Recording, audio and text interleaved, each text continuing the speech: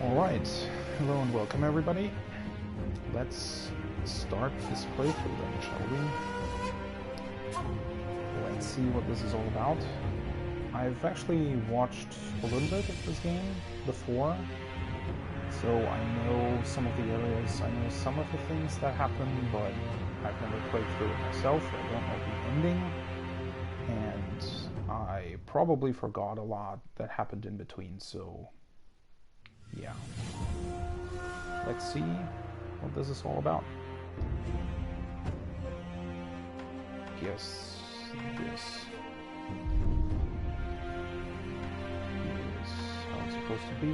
Auto height partial sounds great. Brightness probably alright. And then this sounds pretty good as well.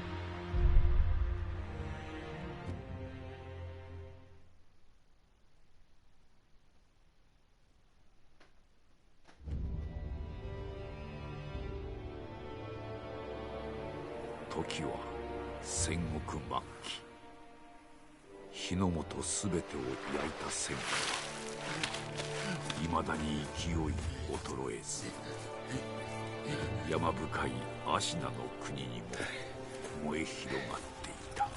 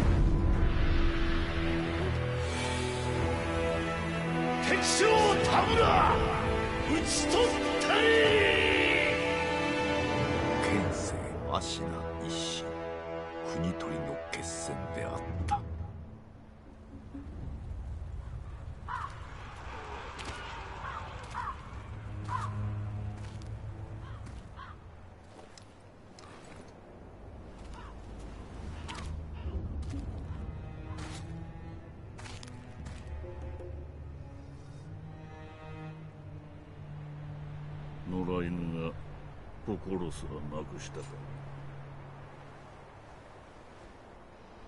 ああ、共に来るか、飢えた狼。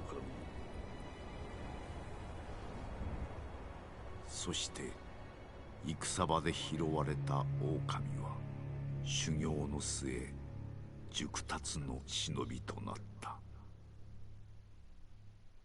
忍びの掟は忘れまいな。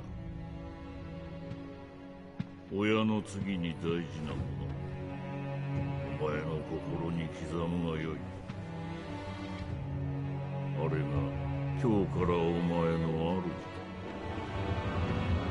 命を賭して守る。たとえ奪われるとも必ず取り戻すのだ。よいな、狼よ。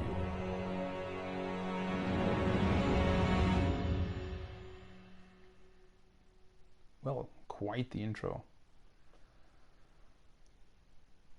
Pretty well animated too.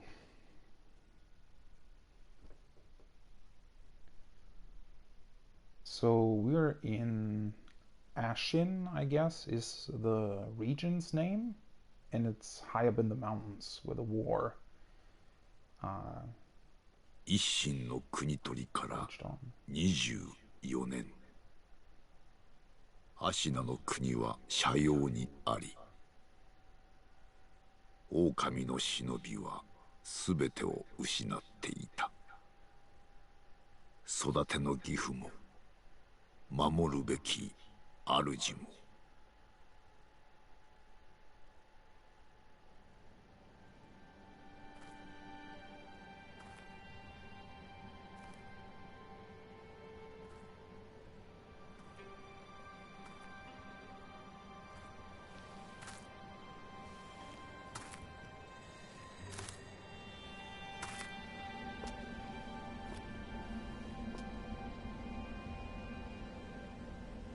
忍びよ、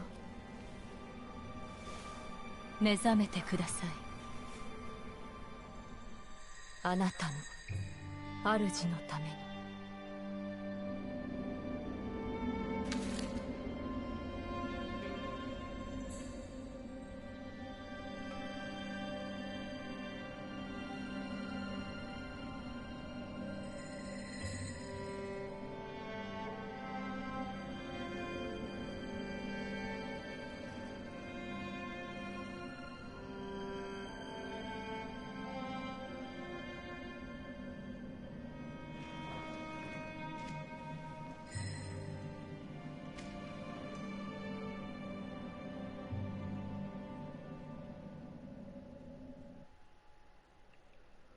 Well, alright. The game really does look beautiful. I mean, obviously, it's still the same engine they did Bloodborne and Dark Souls 3 in, but they did a pretty good job with it. It's got its flaws here and there, but overall I feel like it's just really beautiful. And the art direction and how they like tie everything together is just pretty well done. Like, even in Bloodborne, I felt like they were, in any other game, you probably would have said that they overused a lot of the assets, right? Most other games like try to really change it up almost to a fault, where they try to, put just a lot of stuff in the game that in the end doesn't even really mean anything. Whereas From Software, they tend to use not so many different things, but the way they put it into the world and the way they use it is just so good that they can basically get away with very little while also still creating a very like immersive environment. And that's also pretty cinematic too. Like, they focus on the things that actually matter instead of just cluttering the screen with stuff that's, like, in the end not really all that important. I really like that. Like, it's just a very intelligent way of designing a game. And you can kind of see when a company does something like that, instead of just making it look beautiful but ultimately not meaning anything. But let's get into Sekiro. My PlayStation is already like loud as hell, which is kind of unfortunate, but well, that's how it goes, I guess. I mean, this is running at a higher resolution on the Pro, I think. Equipment menu allows you to change currently equipped quick items, 5 slots available. That's basically how Bloodborne works. I think you also have 5 slots there, right? So these ones. And you get the homeward idol. Looks like a small sculpture of sorts. A small palm-sized wooden Buddha can be used repeatedly. Held by the wolf ever since he was saved by his father. Its corners are rounded with yews. This Buddha is used to return home. It will return the user to the last visited sculpture's idol or the dilapidated temple. Now this is something interesting, right? Because, well, I don't really know a lot about Dark Souls, so I'm not going to comment on that, but the idea in Bloodborne, for example, is that you're kind of like in a dream state or a pocket dimension, which makes it kind of like, in a way, in the world, it makes sense that you can just basically teleport home. Whereas, at least in the beginning of this game, it doesn't really... like it doesn't really tell you whether or not you're like in a magical world. I mean, I know a bit about it, right? So I know that there's like magic and undead or something like that in this game. But it's, I don't know, kind of an interesting idea that you're still, I mean, obviously this is mainly a gameplay element, so I guess you shouldn't like look too deep into it, but it's still interesting that they decided to include something like that in here, because they could have, like, you could have done that differently, right? But it's still here. Its corners are rounded with yews, and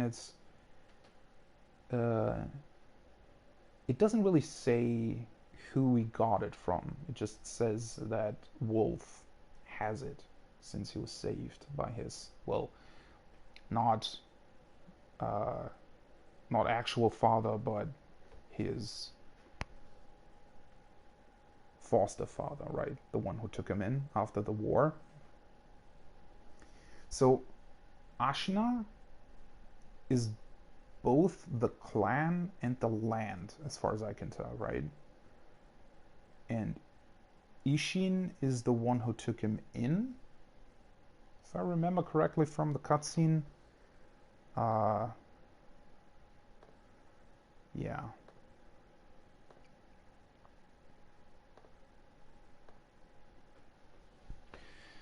Well, let's see what else is in here. Inventory, vitality, skill points. Currently in possession. So these just shows all the items. And then I thought that the sound display, the voices were kind of, let's just put them up a little bit. Kind of quiet in the cutscene. The rest, just leave it as is. No, wait, one thing, the display.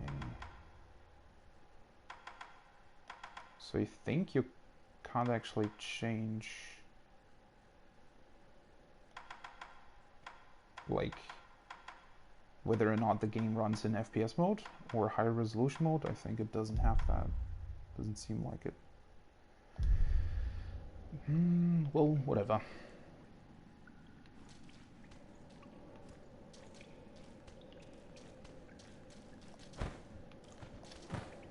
Jumping. Let's see, what is this? An ornamental letter.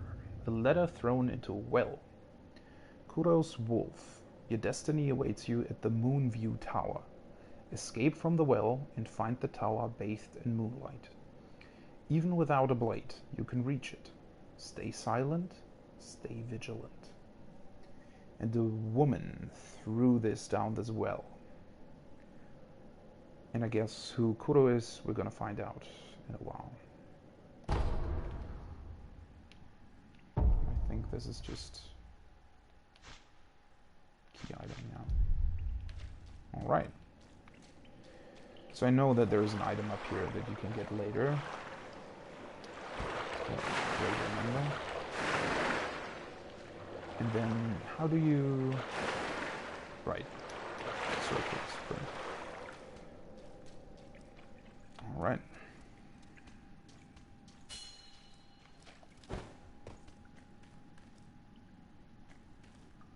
It's kind of an interesting well, now that I think about it.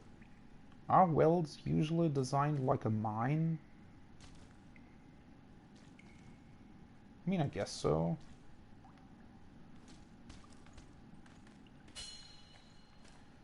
Wall jump.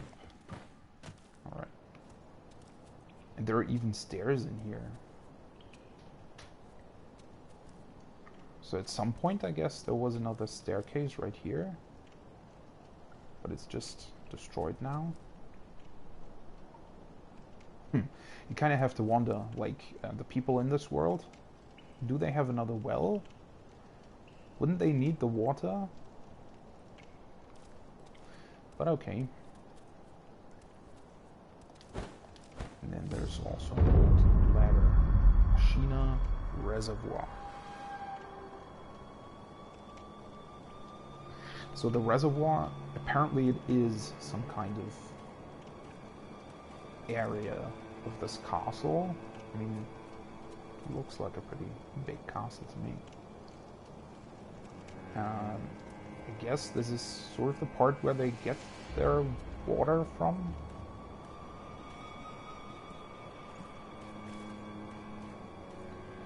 Wait, is that actually closed? What is that?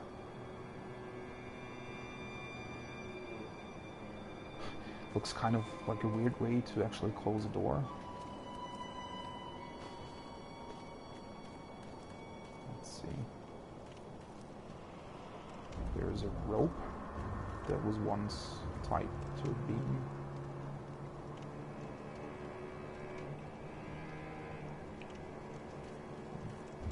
It looks really good. I really like the visuals. I mean, snow in video games, for whatever reason, is always like a really cool thing. Like, most snow levels, even in games like Battlefield or something, they're always just, they have a really cool aesthetic to them. Some kind of rubble. This is just the end of the well area. And this is just where we started.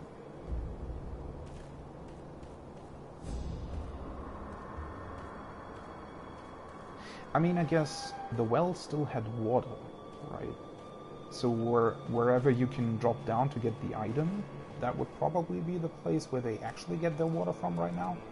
And this is maybe just a, like, destroyed or not kept up part of the well. I can actually look through here. Is that the well? I guess so. Alright. Let's see. So there is also a grate here that they probably put over the well in order to not fall in. There are actually two, right? Yeah, enough to cover this whole thing. Probably should have kept it on there. And then this must be the door where they tend to the well from, basically. Because, like, a normal person wouldn't go this way, I guess. Toggle wall hog. It looks really cool. Although, kind of a big wall right there. Like, how would they have built something like that, to be quite honest? Like, I mean, there are a lot of castles in the real world that have really high walls, but considering how far it goes down, yeah, this must have been hell to build. One thing that I don't like, oh, there's an item over there. One thing that I don't like is these Uncharted style walls, right? Why would you put the scratches here? First of all, they don't make any sense. Like, a wall just doesn't scratch. Like, they just look very off-putting visually, right? They could have done something a bit more subtle, I feel like. And also, I don't know, like, earlier games, or games like 50 years ago or something, they had wall hacks too, but it was just, like, you would imagine just by looking at this wall, just the way it is built, with the very small edge to hold you. Like, anybody who's ever played a video game would see, oh, this is a wall that I can, you know, hug. And the game even tells you to do that, so why use a texture like that? Right? It's kind of unfortunate. I mean, it's not a big deal, obviously, but it's just very interesting that they decided to do that. You can actually peek, which is interesting. Then there is the moonlit tower the letter was talking about.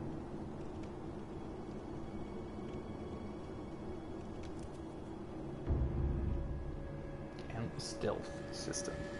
Advance without being seen by crouching in bushes or moving on the floors. You do not have a sword at the moment. Use stealth to avoid enemies and head to the remote view tower. If you're about to be seen, warning markers appear above enemies' heads. 井戸底におるあの忍び、特に稼などしておりませんが、構わぬのでしょうか。大事ない。刀もなく気力すらない。奴はもうただのふぬけよ。Wolf can slip into tight spaces, such as beneath floors where crouched. Yeah, this is this one. Also a very interesting, point. We have lost the will to live, and it said something about our clan being, at the brink of destruction, or we're being... It's almost wiped out. It's somewhat so you kind of have to wonder, right? Why did we lose the will to live?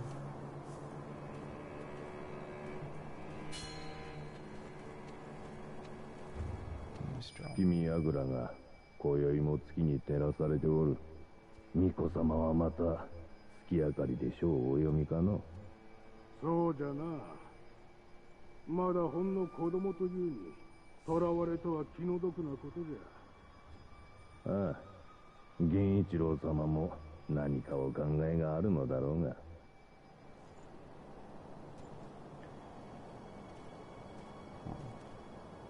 Interesting sound design, because you would imagine that, with the floor being as broken as it is, it wouldn't be that muffled, but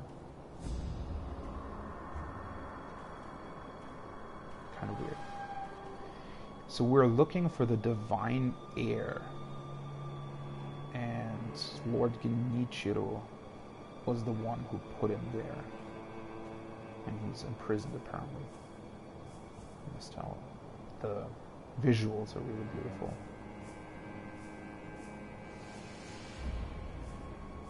This is just looks so great.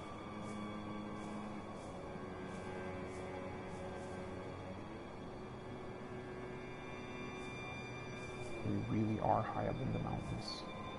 君櫓の扉はちゃんと閉まっておるか。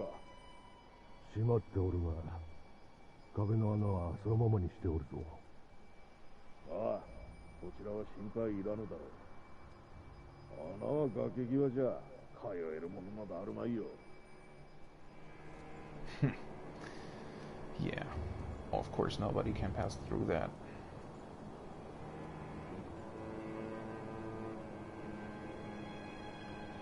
I mean, we must be very high up in the mountains, right? All these cliffs. So there are some guys over there. They probably don't see me. Let's get down here then. Ledge hang. I mean, for the ledges, it almost makes more sense to have it with a texture like this, but again, it's just too bright. I mean, it's supposed to be very visible in order to make the player aware of where they can go, but still, I feel like they could have done a better job with that, because the rest just looks really good.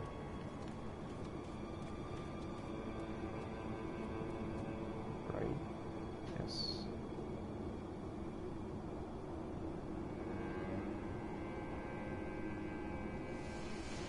So that part over there must be where the well is, right? Oh, yeah, we saw like a big bridge over there, so that's how it's connected to the main castle. And then there's just mountains. It's a very, very wide mountain range. But there doesn't seem to be like a town or something nearby, at least not on this side of the mountain. So it's a pretty remote castle, I guess. Fall down here. Can I just jump that? Probably. Wait, this one. That's a pretty far jump, actually.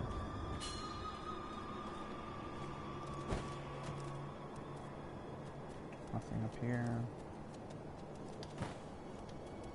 Alright. And this is the tower.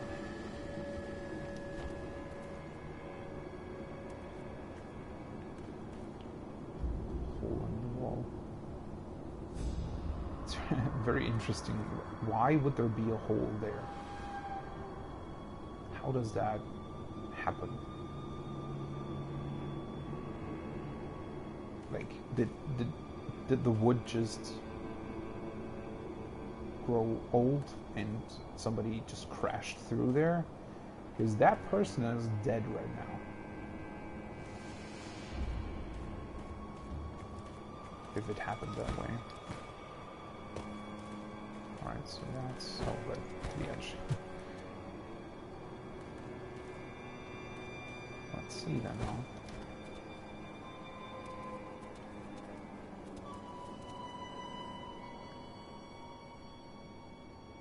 Those, I thought at first those were candles, but they seem to be some kind of stick, like a match. It's interesting. And then this is probably the divine air.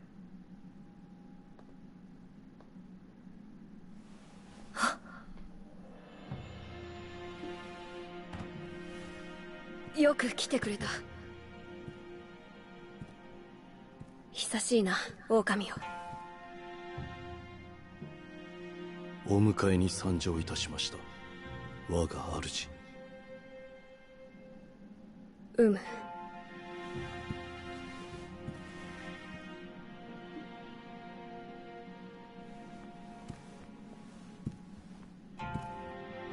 表を上げよ。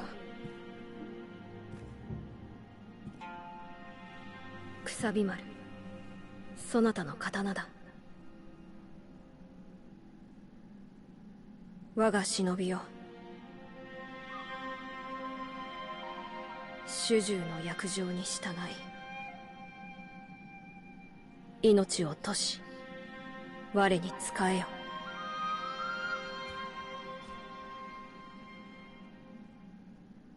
御意。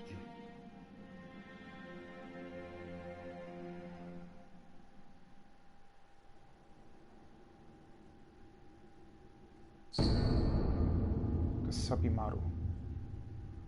Kusabimaru. It's kind of hard to pronounce.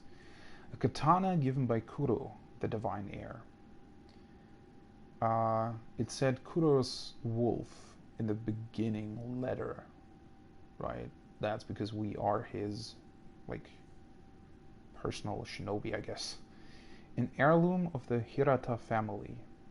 A catted branch descended from Ashna. Descended from Ashna. Hirata, alright.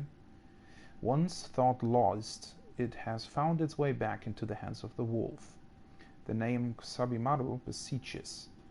A shinobi's role is to kill, but even a shinobi must not forget mercy. A mantra the blade itself may manifest.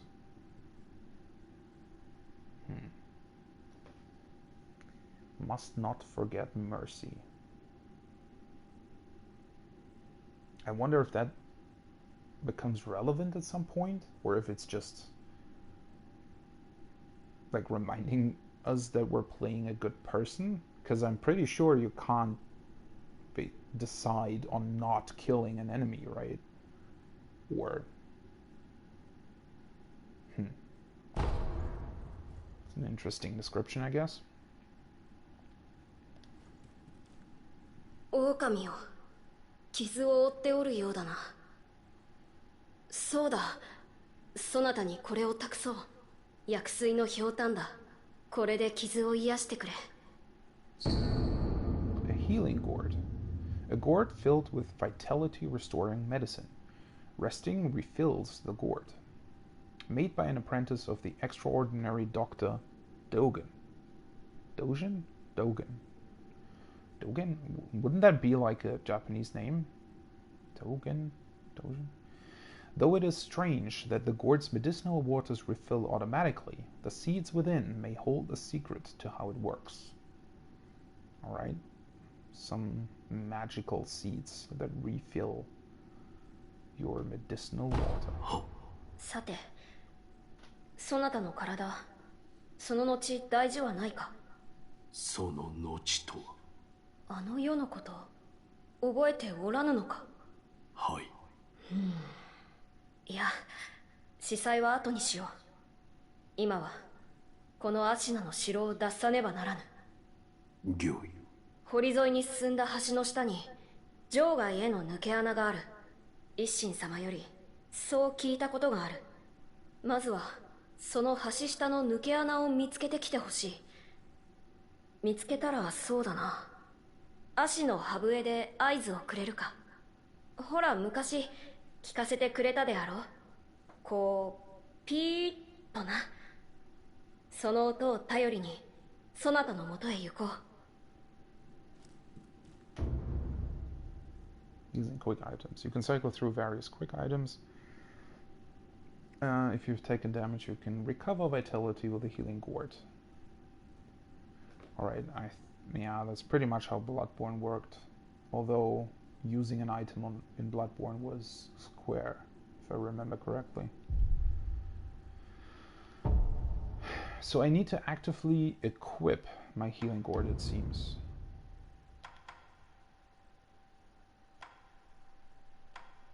Even though it's a key item, I guess?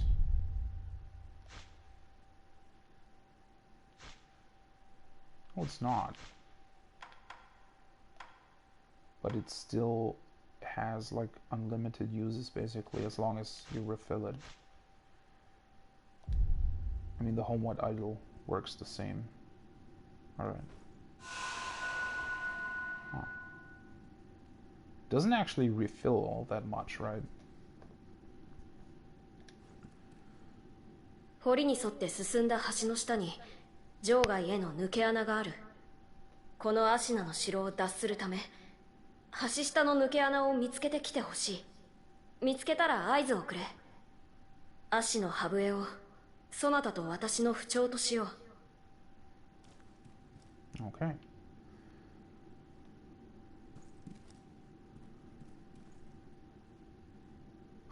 I'm still kind of bewildered by this hole.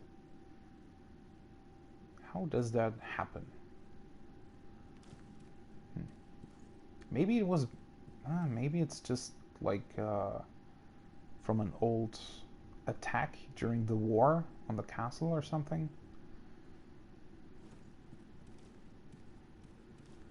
And then why is this cage here?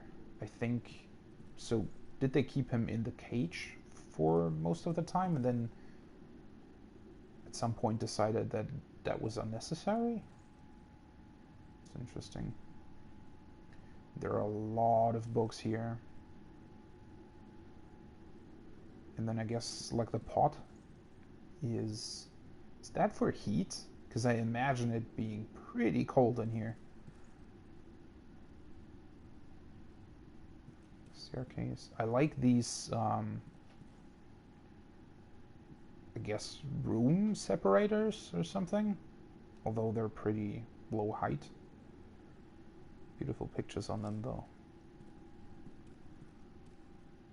Let's see, so this is the door, and then this is just a box.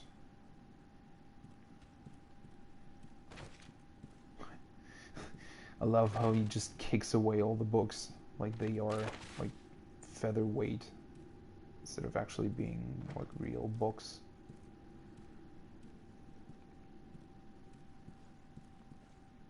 And there's an item up here.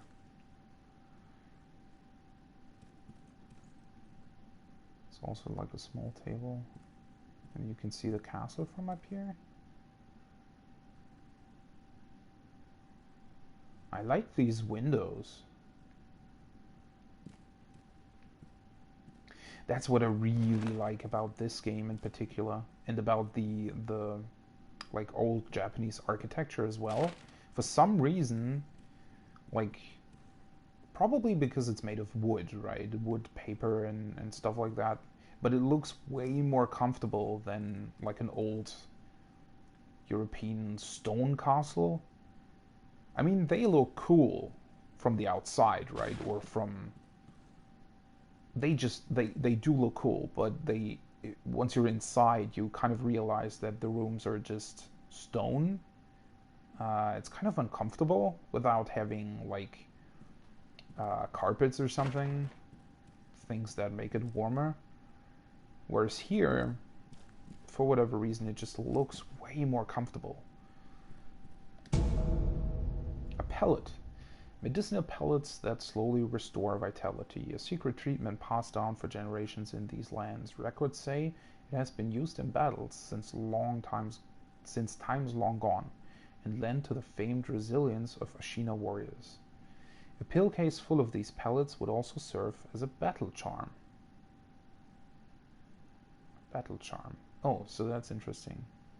So the case of the pellets is a charm as well. That actually makes way more sense than just having like your typical traditional charm or something that's just a like small stone tablet or like wooden tablet. Here it's actually used for something, right? A pellet. So I need to equip that as well, I guess. Pellet. And now I can switch between. Probably use that as well. So that's healing over time.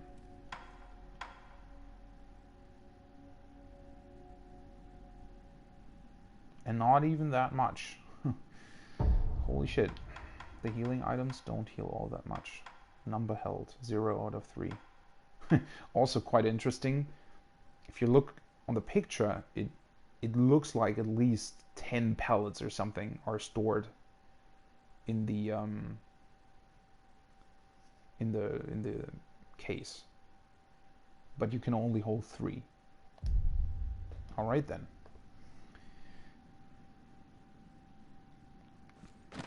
Alright, let's finally start this.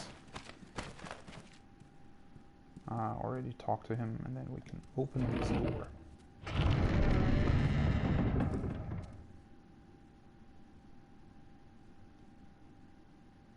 Well, I guess they're more looking for attackers from the outside rather than inside.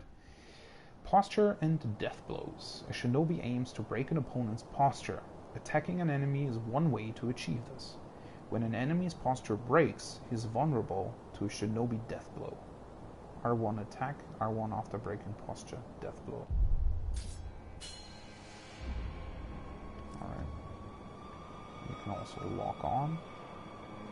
That's one thing I'm kind of curious about, whether or not the lock on is actually useful. Because in Bloodborne, you only really use it, or I only really use it for, well, he doesn't care that the door suddenly opened, apparently.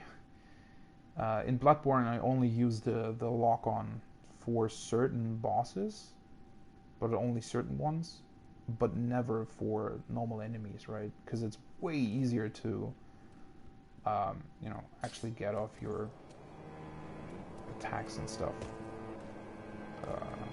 when you're not locked on. Because the lock-on is kind of finicky, and it...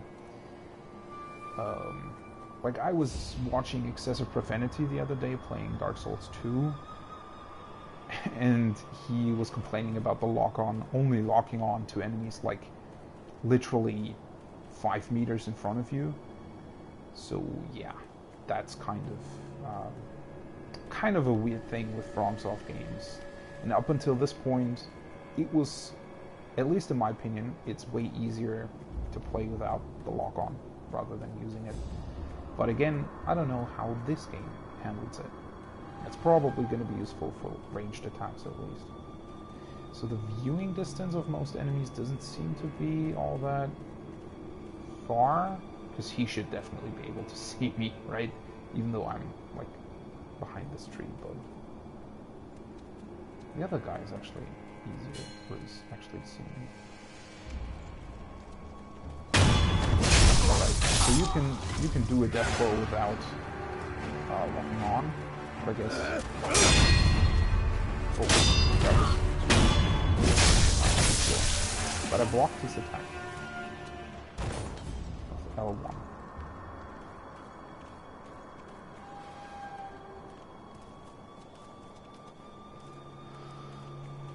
That's kind of fun. I really like that you can kill normal enemies quickly, right? Because that's just, in every game, that's really fun. Being able to kill, like, small enemies really quickly.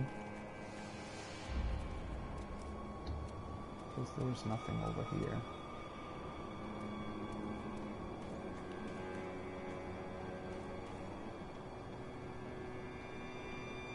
Kind of wondering, the blade looks a bit short, but maybe that's, I mean, it looks more logical, more realistic, because I think in most, like, especially fantasy games where you play samurai, they have like pretty long blades, or at least longer than you normally would have, probably, because, I mean, remember, you need to swing this blade very quickly, right, and you don't want to hurt yourself. So it probably makes sense to have a shorter blade. But then again, there probably were also katana for like two-handed use, although I'm not really certain on that.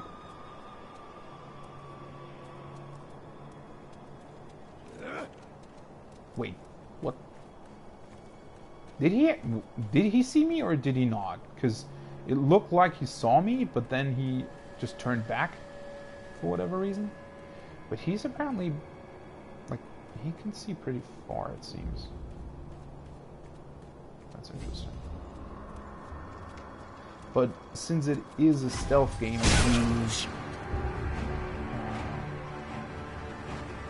you probably want to lock on, at least for stealth kills, right? Sometimes relentless attack is not enough to break an enemy's posture. Deflecting enemy attacks is another way to damage their posture. A master shinobi uses a combination of deflecting attacks to achieve swift victory. L1, the moment an attack lands, deflect. Alright.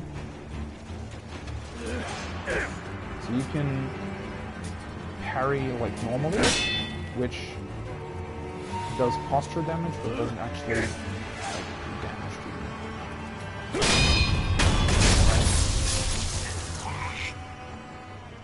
Seems like a fairly easy deflect window. Two other guys up there. Are you... I mean, you can go up on these walls, right?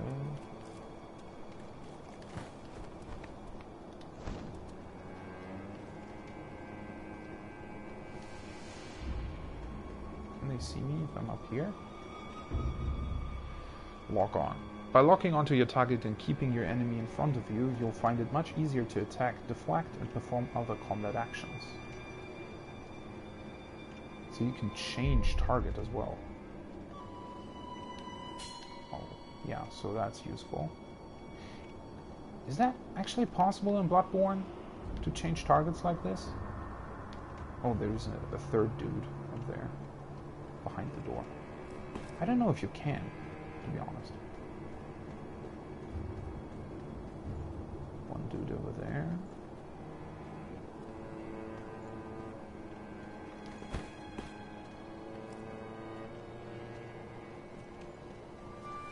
So how does this work? Can I kill him from here? Yes.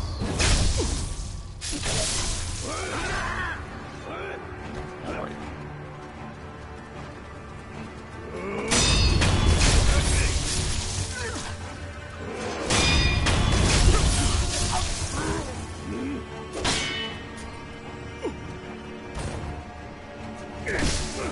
Alright, that was too slow.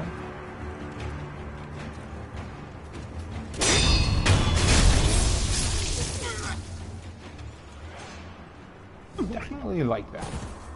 It's pretty cool the way the system works. I'm kind of worried that they don't leave any loot, but I guess it's because it's the tutorial level. So it's not really worth actually killing them, at least at this point. Which is also interesting, right? Because in Bloodborne or Dark Souls, you'd want to get the blood echoes, basically, to level up later on. So this is the way I came, and then this, what is this? Looks like a plant? Some kind of war banner, maybe? Or just some kind of site protection against something?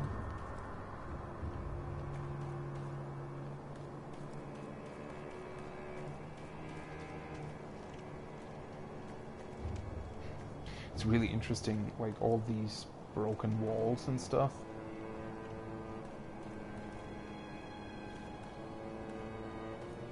So they basically didn't bother rebuilding this wall, and then they just put up these wooden fences, I guess? Okay. I don't know why you would necessarily do that. Although, I mean, they were at war, right? Just, like, time-wise? Wait, no, when the war ended, that was when Ishin took in Wolf, right? So we're actually, at this point, not really sure whether or not there has been a war lately. Because it doesn't really, like, maybe this is technically... Are we technically part of the same clan or something? Clan? From, like, the Lord Yunichiro? Because it doesn't really... What? Like, if the war has been, like, how old would Wolf be? Probably... I mean, it's probably at least 15 years since the war, or since the starting cutscene, right? So why wouldn't you rebuild these walls? And then also the walls itself are really interesting. Did they actually build walls like this in reality? Because it almost looks like a modern cement structure, right? Where they put in the metal beams to make it sturdier. And this looks almost similar to that, but only using wood in the middle. Which is really interesting. Or it's not actually stone. Like, this could also be some kind of, like, earth, just earth, basically. Earth, water mixture of some kind. I'd actually, that would be quite interesting to look up how they did build, like, these walls, or if they had similar things like that. Oh, wait, what the There's a guy there. Huh. I'm gonna stealth kill you. I thought they were all, like, moved up that way, but apparently not. There's only one guy here though, right?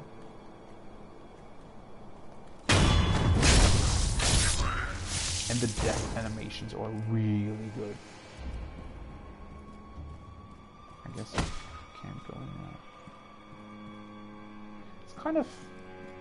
could have opened this, right? I mean, it's not like it would have been a big deal. They didn't need to put anything in there, but it's kind of... it's always kind of a shame. I mean, I know why they don't do it. Because, like, literally, if there's no point going in there, and if there's no loot in there, then, you know, why bother opening it up to the player? But then again, why not? They could have put, like, a pellet in here. Would have made it more interesting, I guess.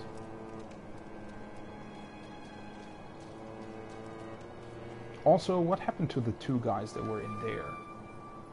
Are we supposed to believe that they were two of the guys that I just killed here? Or where did they go?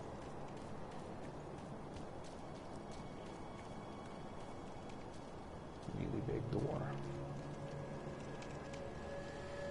Also very interesting, right? Why is there a big door like this here?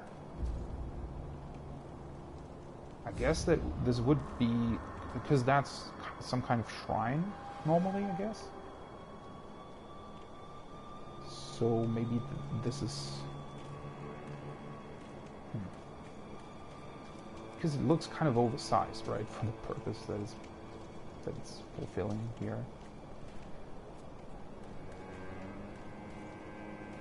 Some wood. These are details that are like really cool because you kind of would expect that they just throw things like this just in a random corner, right? Because why not use the corner for something like this?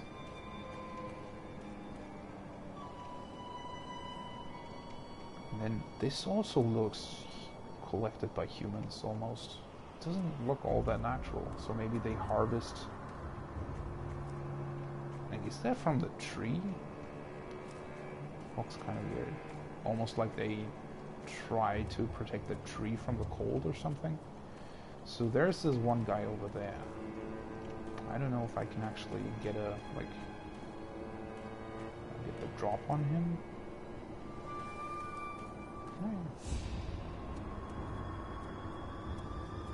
Touch him. Oh no. Yeah. I was stuck. That's unfortunate. Alright, so it just probably should have just done this, yeah. We can just run out these things. So there's the bridge that we saw in the beginning that connects the castle to the like reservoir part, I guess. And that over there looks like the secret door. There's an item up there. And I guess we'll have to find that banner over there has the same symbol. Like this wheat sprout, wheat plant, I guess. So maybe that's the symbol of Ashina, the clan. That's, I always say clan, it's clan, right? The clan that's living here. Alright, so this is gonna be fun without health. Let's see how well I can actually. Leader Shigenori Yamauchi. Counter slash. A counter slash can be performed immediately after the fighting an attack. This allows you to deal posture damage without giving any time to recover. The moment the attack lands, the fight after the fighting counter slash.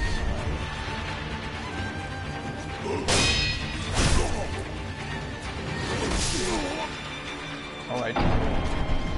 Well, that was the wrong timing. Death. I love how it just says death. Because wait, what does it say in Bloodborne? Does it say you died? I think so, right? Well, at least now we have full health again. I guess the item doesn't respawn probably, right? That would be, yeah. It doesn't.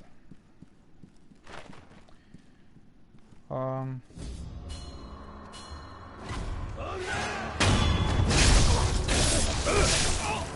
shit. Right. Wait, what?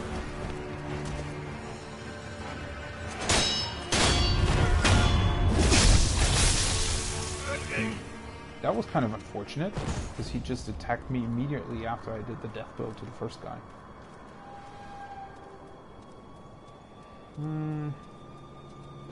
Kind of annoyed by the fact that I probably could have killed the big dude if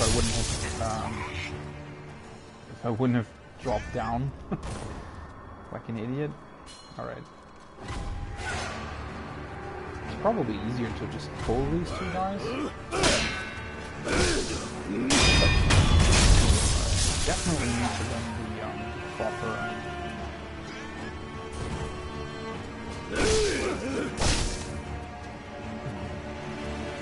Really late in some of these.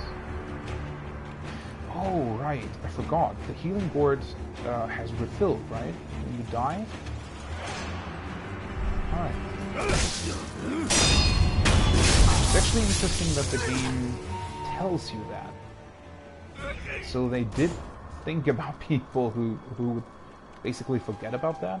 Because it's easy to forget, right? Because you think, well, I don't have any items left. But then you do, because it refills. Which is interesting. Let's see if I can get the drop on one of these. Well, I would've. Alright, so the timing window for the flexing attack is pretty early, it seems. Like, rather do it early than late.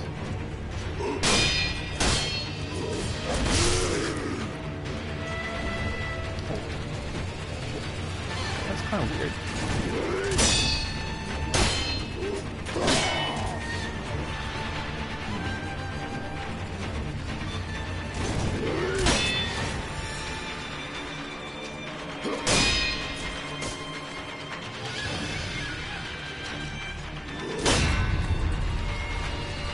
Not possible.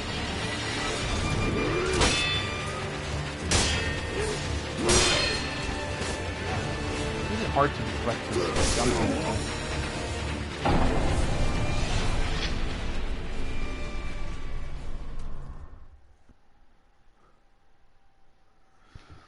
Alright. Sometimes relentless attack is not enough to break an... Yeah, I've already read that. So this is actually kind of harder than I thought originally.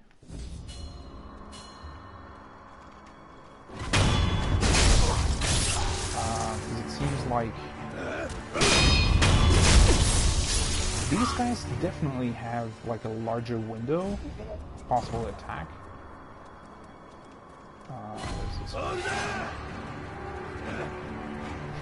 What the fuck is he doing?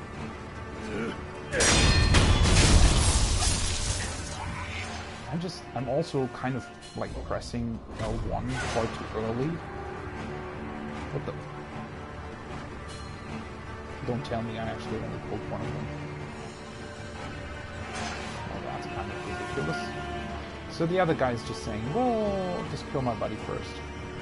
Alright, can you please attack me? What the? Definitely thought I would have. He's still not aggressing me. Why are they walking this slowly?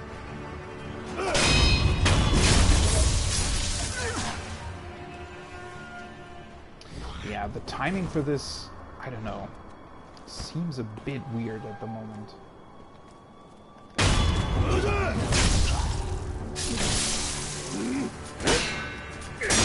That was definitely too early. But then I also felt that the second one should have been too early. Or did it just break his posture because I just deflected?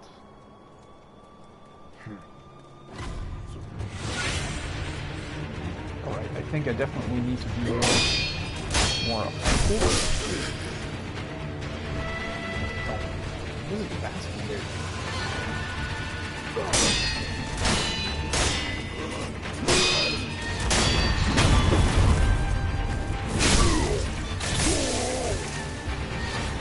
Death blow against strong enemies.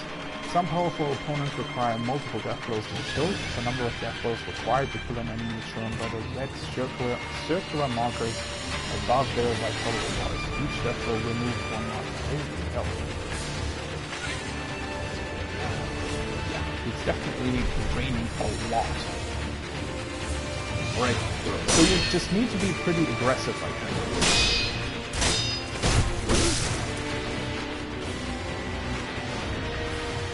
Almost. Yeah. You definitely just need to be incredibly aggressive. Yeah, medicinal pellet, I already know that. Kind of a big dude. Can't I loot his sword? Apparently not. Alright, so I definitely played it way too safe in the beginning. you shouldn't wait for the enemy to attack. You actually need to really attack yourself, and then just once you see that the enemy is also trying to attack, then you just counter, which also gives you the chance, like it's sort of a timing thing, right? If you attack yourself, then basically the like this movement and the what's it called? The time between your attacks is actually the same timing as the deflection. At least it felt like that. So, but it's definitely interesting. Does not open from the side. Should I heal, by the way? Yeah, if I die, yeah, let's just heal. So those are, that has to be the, like, Ashna crest. Definitely looks like it. I mean, those are war banners, right? It's just weird to me that they would also have these large banners, but they are just, like, dropped here.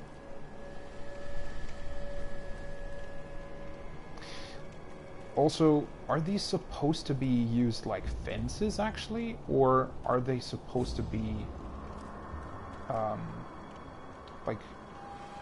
because these ones are typically used by people either on foot or on horse, I guess more on foot, and they just carry them around, right, to make your enemies aware, basically, of your strength, I guess. But these ones, did they carry those around?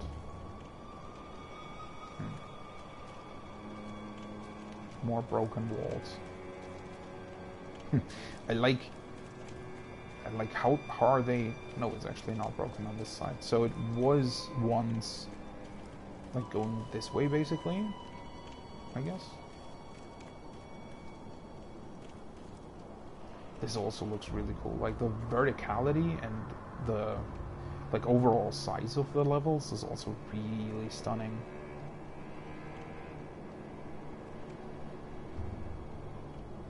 That's where it came from, right? That's where the well is. It almost looks like probably after the winter, when the snow melts, it looks like there would be some kind of waterfall down there. So maybe the well actually gets completely flooded at times.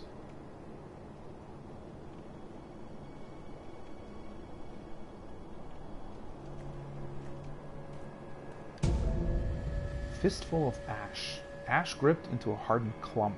Throw it at an enemy to temporarily distract them. In Ashna, the snow falls thick, and thus the hearth runs thick with ash. The hearth? It's an old word for heart, right? Is it? So it's ash? Is that actually possible? Like, if you take real ash, I mean, I suppose you can get it to form a clump, but that would be kind of hard to pull off. The snow falls thick. The hearth runs thick with ash. That's going to be important later. By the way, that's something that I wanted to kind of mention, because we do have like the gray part on his face looks like some kind of disease or something, but the like Kuro, the small boy, the divine heir, he also had at least like a gray hair, or part of his hair was gray. So I wonder if we both have like a similar disease of some sort. And the ash, I'm pretty positive that the ash will have something to do with that, because it fits too well, right? Throw it at an enemy to temporarily distract them. Sounds kind of useful. At least for bigger enemies. Probably wouldn't want to waste that on small ones. Alright. Let's see here. So we can go up there, and then below the bridge, or we can just straight go down. Or, wait, can we? I don't think we can go down. No. Can't make that jump. It's from there, and here's nothing. Nothing here. So I guess this is just to make you more familiar with the jumping controls. Up the wall. Yeah. Like, again, it works here, right? Like, you immediately know that you have to hug the wall here. So why feel the need to include the very obviously just for gameplay designed scratches on the wall, like over there, if this works as well? I mean, I guess it's the first wall in the game, but then again, could have done that differently. So we can go down there, but we want to go down later on. We can go over there. Let's go. Wait, let's go this way first. Wall jump, ledge hang. In air near wall, wall jump. In air near ledge, ledge hang. So you do a wall jump and then you hang. All right. And there are two guys up there. And the small thing under the bridge. This is the way we came. That's the door that was closed. And then this leads somewhere. It's not actually like this part of the castle over there is not the part where the door led from the well. Because that's another part. この橋の下、堀のどん詰まりに抜け穴があるじゃろ。あそこも見張りせよとの仰せじゃと。なんとも限界なことじゃ。戦が近いのかもしれんの。Huh, interesting. So they are talking about a war that will be upon them. Huh. I really like these, like, platings. Are these platings on the bridge? Looks like metal platings of some sort with engraved symbols. Looks really fancy. And by the way, the rail, like the top rail, the wooden rail of the bridge, looks like one continuous piece of wood.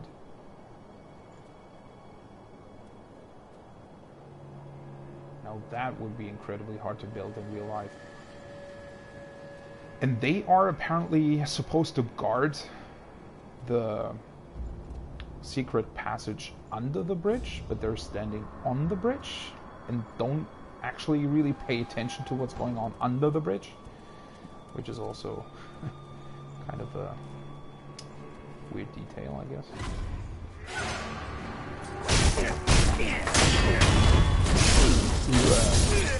The fuck are you? I love that he has the shoes. He doesn't actually give any items. I thought he would drop something.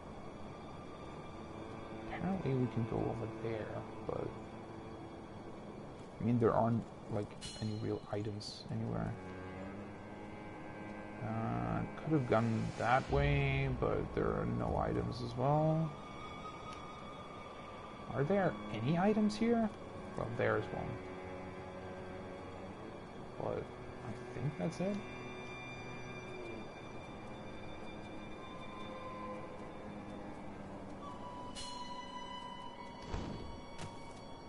What's this? Another pallet. It's a bit annoying that it constantly tells you the same like item description. It doesn't do that in Bloodborne.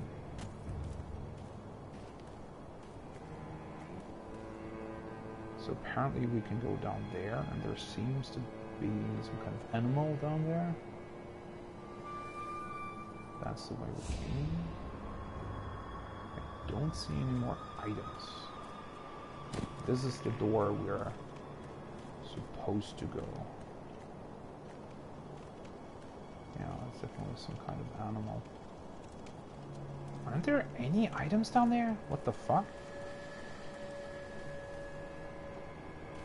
Maybe the animals drop something? Can I get... Yeah. Wait, what? I can't... What the f... Why can't you get up there? I mean, I suppose there's no ledge to grab. So you're supposed to go down here if you want to inspect any more over there? That's interesting.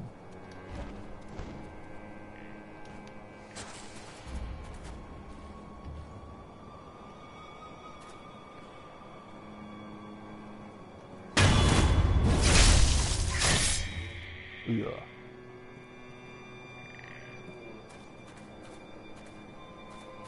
Wait, wasn't there another one here somewhere? I thought I saw one of them here. Oh, there he is. They're just dead. But they don't seem to be dropping anything, unfortunately.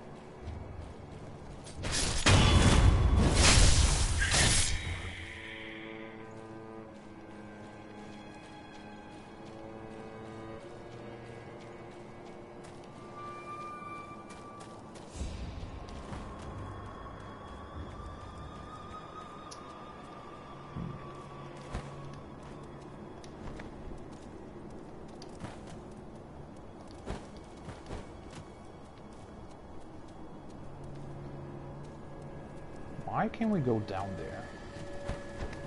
Is it just a penalty for when you fall down that you have to kill the animals? Or that they can basically surprise you?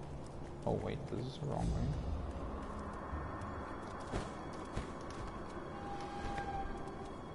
This was the way I wanted to go. It's kind of... Why are there no items up here?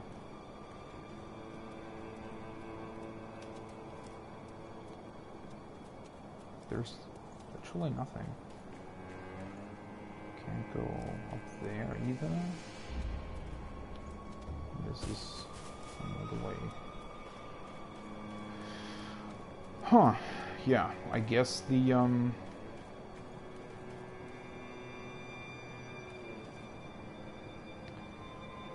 guess the whole like section down there is just so that if you fall down at any point, you kind of have to fight against the like small enemies, but it seems weird.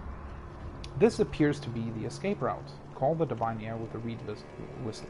Yes. By the way, how did he get down here? How does that work?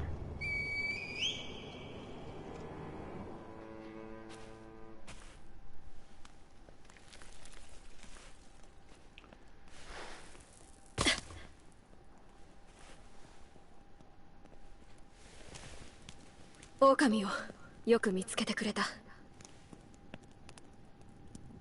さあ、参ろう。御意。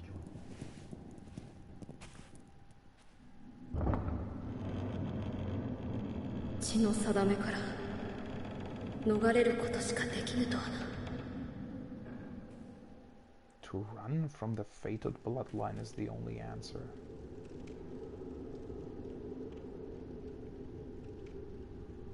Wait, so we are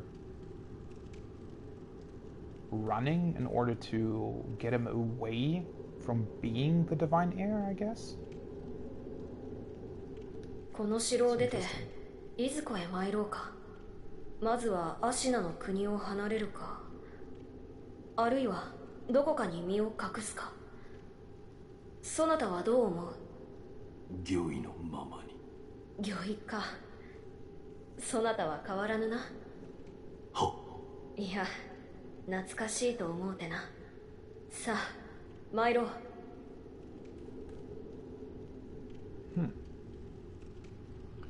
Wait, can we see? Does he have?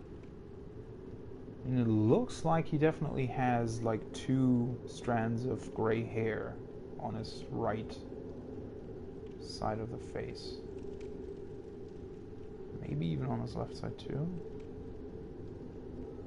Could just be the light though. So Ashina is both the clan that resides here, but also the land, right? I definitely understood that right.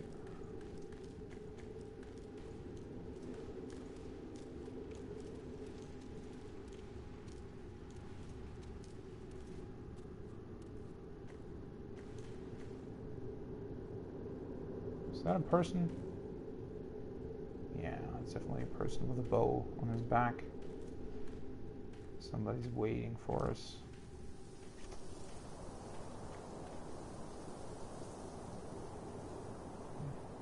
Can we just like hide and sneak through here away from him? This looks really cool, by the way. I really like this. No, we can't. Kind of weird that they don't start the cutscene immediately after you exit the tunnel. They let you run like off to the side. It's kind of weird. 叔父上の墓前以来か。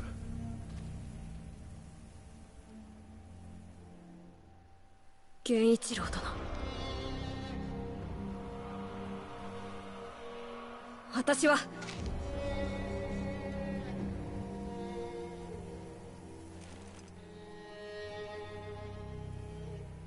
すまぬ。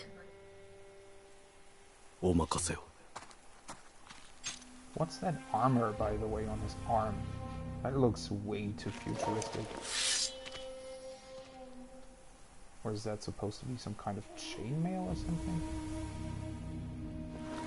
邪魔立てするか、巫女の忍びを。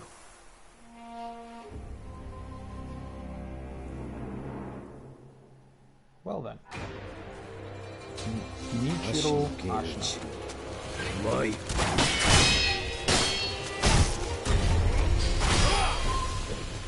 How's that?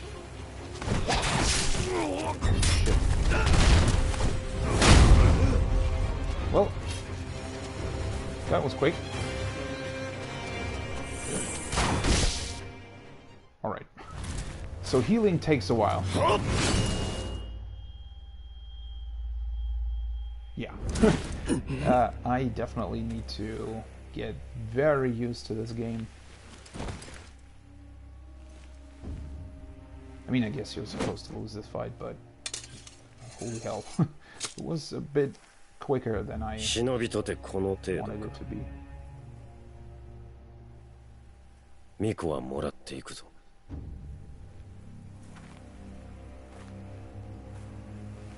That bow is also ridiculously huge.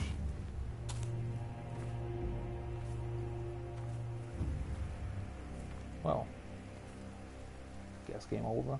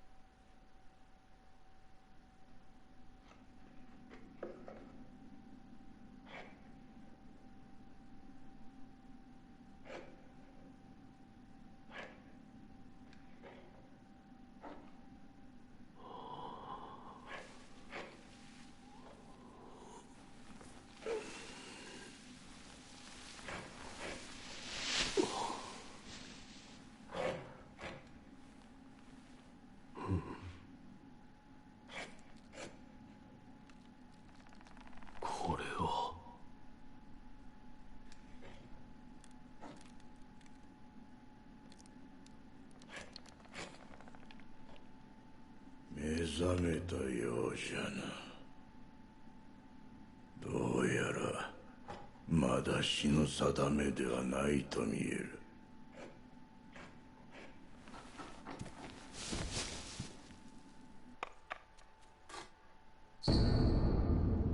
Shinobi prosthetic. The artificial arm of a shinobi, passed down by the sculpture. A replica of a human arm fitted with a variety of mechanisms apparently designed with modification in mind. While it bears a number of cuts and is stained thick with blood and oil, it has been impeccably maintained. Well, but this is interesting. I mean, how does that work? It's... I find it very interesting that the game's telling you nothing about how it potentially works. It just says it's an artificial arm, which, I mean, it's kind of, you can see that. But it just seems to work. And apparently you can even, like, pass it between people.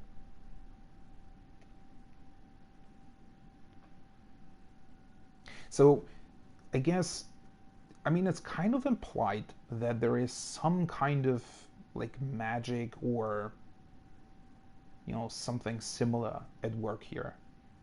But at the same time, nothing of that is actually mentioned anywhere. Which I find very interesting. Shinobi prosthetic.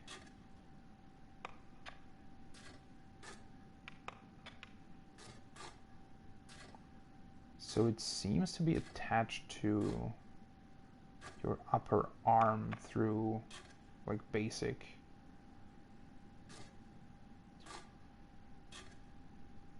What's it called? Like it looks almost like it wouldn't actually fit. You know, like he had to make modifications or adjustments in order to actually fit it to his arm. Huh. Really interesting. And he's apparently working on a ton of sculptures.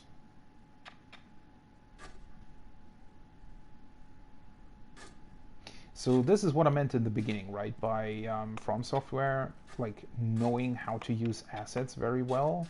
Because obviously, like, that's the same asset, right? But it creates like a bunch of detail in this room, and it works because they weave it into the narrative of this place, right? There's a sculpture sitting here and he's carving, and we can assume that he's been doing that for a very long time and for, well, unspecified reasons, but he definitely seems to have his reason to do it.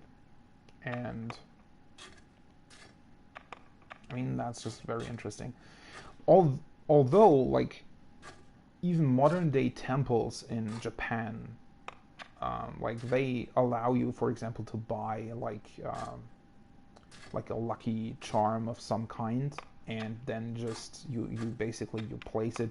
You sometimes inscribe it with your own, like, wish or something, and then you place it, you know, somewhere in the shrine, like a dedicated place for those. And because so many people are doing it, there's just a bunch of basically the same, you know, whatever kind of lucky charm they use in that particular temple, and they're just all stacked up like on a wall or something.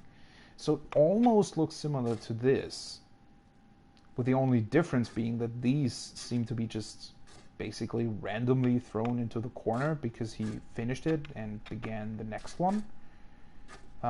Whereas obviously, like, in a temple as I know them from Japan, they, you know, display them somewhere properly instead of doing it this way. But it's still, like, really interesting. And this is a shrine, that's pretty clear. Although I don't know, like, is that supposed to be blood? Because it looks like it. So maybe, are they offering, like, maybe animals or something in there? And he doesn't really seem to care for his statues all that much because a bunch of them are missing heads.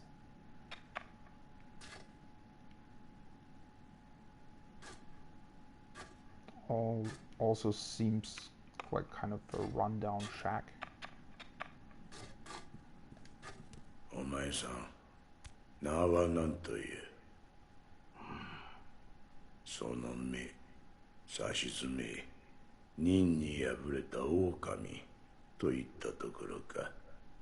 言えぬ。それが忍びじゃな。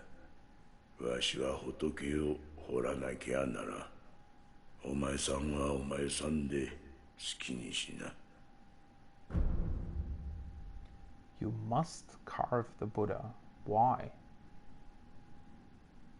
Well, how did I get here? 何故俺はここにいる。ただ拾ったのよ。屍かどうかもわからぬものを野良犬に食わせてやることもあるまい。どれほど俺は眠っていた。お前さんを拾ってからずいぶん経つぞ。そうか。じゃが主の主はまだ生きておるぞ。アシナの城で囚われとなっている。だがすぐにもその血を利用されちまうだろう。お前さんを見ればその価値は十分にあろうというものじゃ。You appreciate the value it has? So I was kind of right. It seems like we are from the same bloodline for whatever reason. And it might have something to do with the gray hair. Because, I mean, that's what he's referring to right now, right? Because, like, you can clearly see that. And why would he know something about my bloodline if it wouldn't be, like, clearly visible? And he said that they were gonna use his bloodline. But does that actually mean that they're going to kill him? Is the question. Because they haven't so far.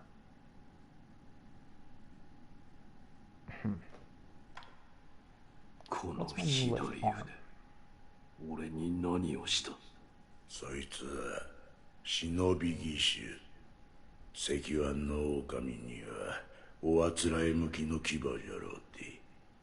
仏を掘るには無用でな。お前さんにくれてやる。忍び義手。そいつはただ失った腕を補うもんじゃない。任具を見つけたらわしのところに持ってくるがいい。任具だと。そうか。このからくり。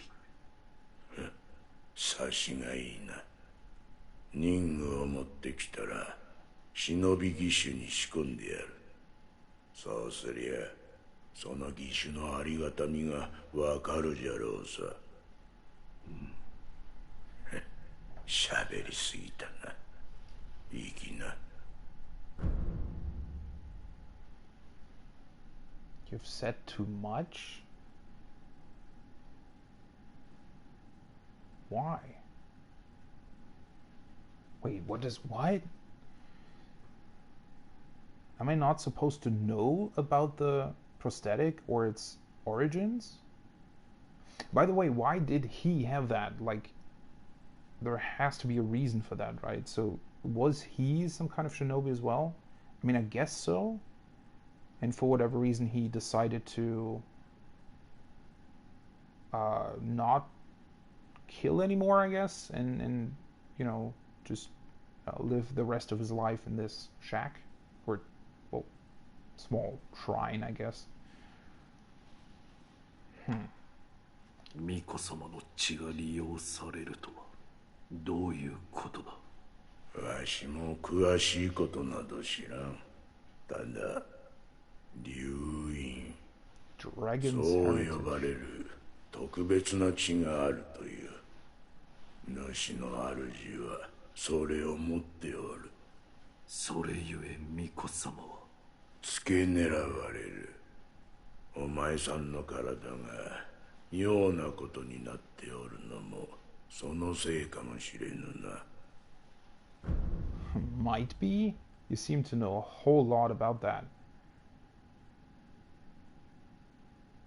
The dragon's heritage. So what does dragon mean in this context? Because I don't necessarily think that it refers to an actual dragon. Hmm. お前さんもそうじゃが、この荒れ寺にはおかしな客がまあまあ訪れる。寺を出て右手の広場にもそうした者が一人おる。妙なことになっておる者同士、気が合うかもしれんな。Okay. Yeah, it was definitely his left arm that he gave to me.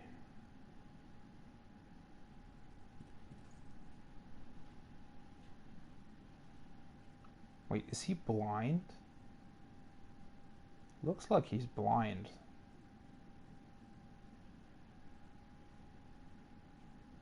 Huh.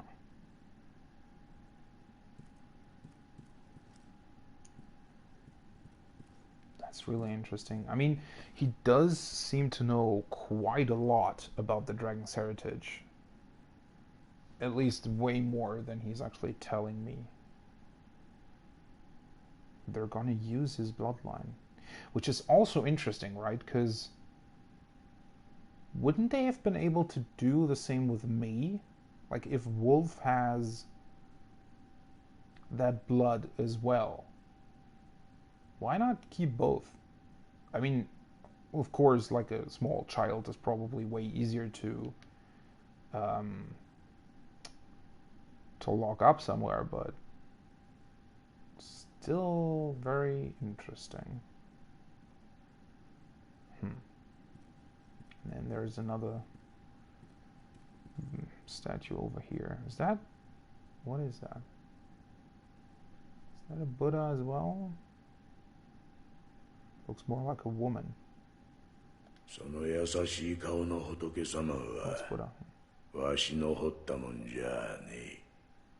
まことの仏師が彫られたものだ。人が己の内にあるものと向き合う、そういった時に助けとなるだろう。己の内にあるものとは怒り、悲しみ、あるいは古い過去の記憶、そういった類のものじゃ。Memories, huh? Kind-faced Buddha that is not his own. It's made of the true sculptor. So he's not the true sculptor. All these weird details, right, that you kind of don't really know what to do with yet. That's, by the way, also something that I wanted to mention earlier is when the Divine Heir, he's called Kuro, right? When he asked about some kind of attack, Wolf didn't seem to remember. Which is also like a secret we have to uncover, right? Why aren't we able to remember what happened to us? And apparently, like, memories that we can or might be able to access through this Buddha could help us with that.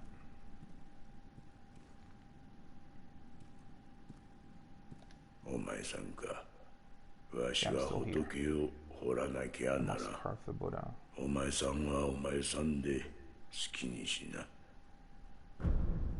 Why though?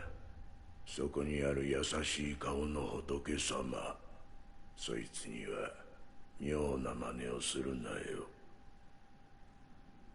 Anything funny? What do you mean by that? It's a woman though, right? Like all the his sculptures look way more like men. This looks like a woman. Buddha, is Buddha like does he have a specified gender? Because I remember that there are I remember Buddha statues most of the time being displayed as like a pretty big man actually. But I also remember that at some point, or I at least have heard that at some point, that it doesn't actually, I think the religion itself doesn't actually specify whether or not it's man or woman. It's just the way that it's commonly displayed as, right? But I think, Buddha in general, doesn't it just refer to it can just refer to a sculpture of a religious being or something? I don't really remember the real, the definition of it. That looks good.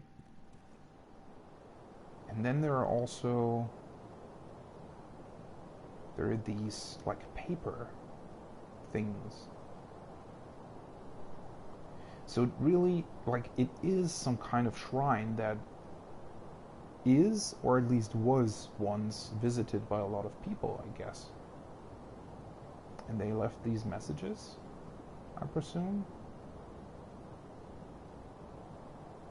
But then what made it fall into the state that it is in now?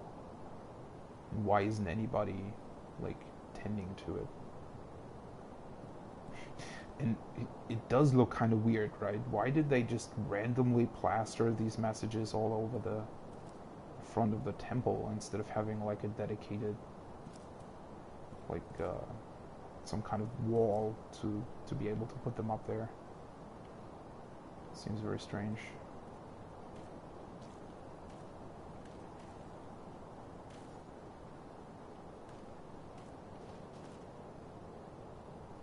These are some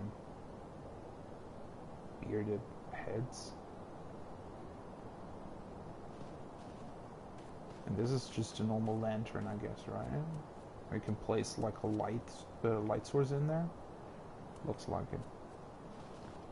And the papers actually continue around the outside. I mean, I guess it just works that way, that they just pin them on these windows, basically. But they are supposed to be messages, right? They're definitely, you can definitely kind of make out some scribbles on there.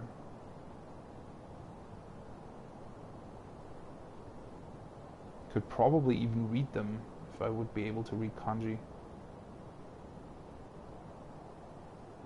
At least the bigger symbols on them. And the bamboo wood.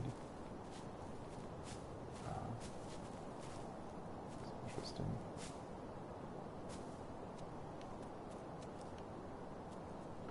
So they seem to collect the wood here. And where are these stones coming from? Interesting. A light coin purse. A purse filled with a small amount of sen. It can be used to acquire the sen inside. Has a somewhat satisfying weight to it. The sen in this purse is not lost upon death. So this is the souls that you can find in Dark Souls, or the not the blood echoes. What are the things that you can convert into blood echoes that you can find? These blood, not blood chunks. Those are to upgrade your weapons. But the cold blood, right? The blood that's gone cold and solidified itself. Something like that.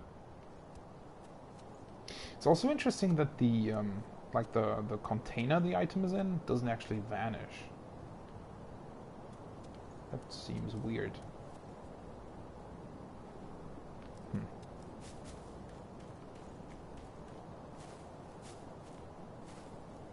It's also interesting. This Makes it look like they also like cut down the bamboo trees from time to time, either to just make sure that they don't grow through the temple, which is probably why they do it. But you can kind of imagine that they also use them for building stuff or for selling them in order to make additional money, basically. So what do we have here? Where do I go first? Let's go this way first. He talked about a person on the right side of the path, right? On Sculptor's Idol Commune. There's a person up there, right? Yeah.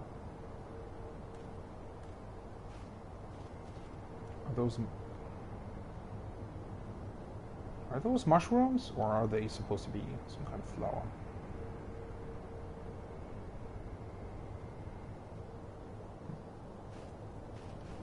What is this anyway? Is that like a fireplace? Looks a bit like it. Although there's another one up here.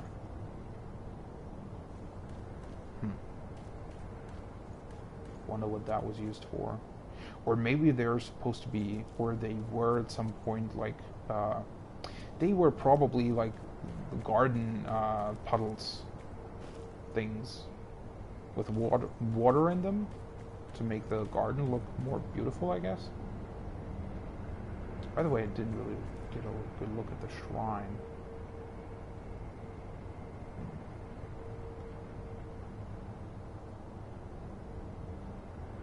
Looks really good.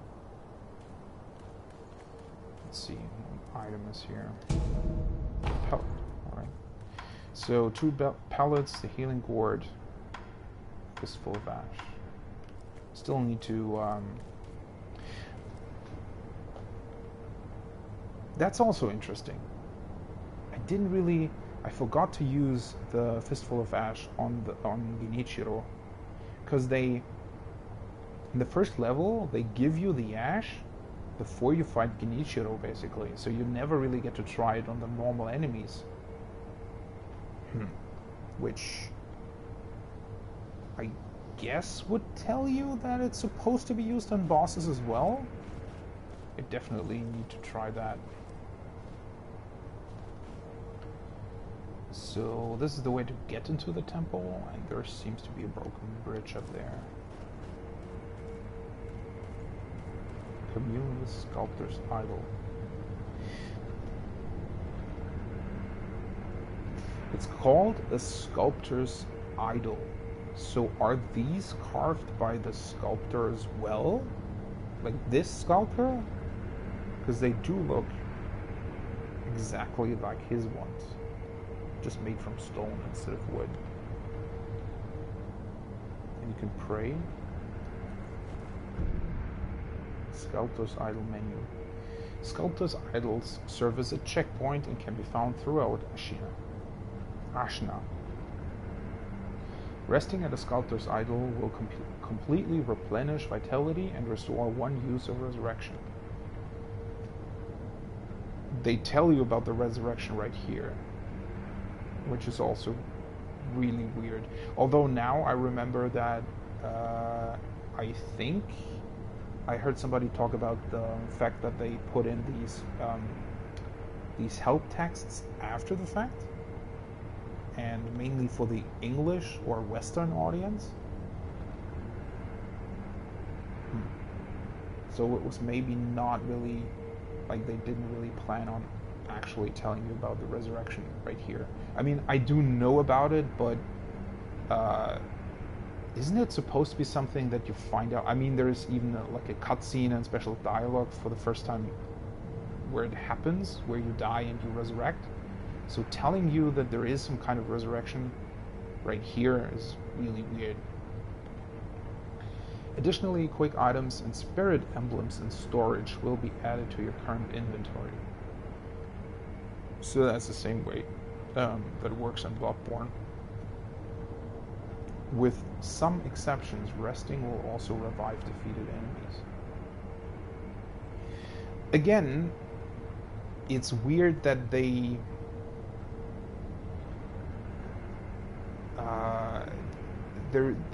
there's no indication of what all these things really are, right? I mean, again, I've not played Dark Souls, right? So let's base it off of Bloodborne. I mean, maybe you shouldn't, because it's From Software, but it's a different game and a different world. But, well, I guess in Bloodborne it doesn't really give any reason for respawning enemies, right?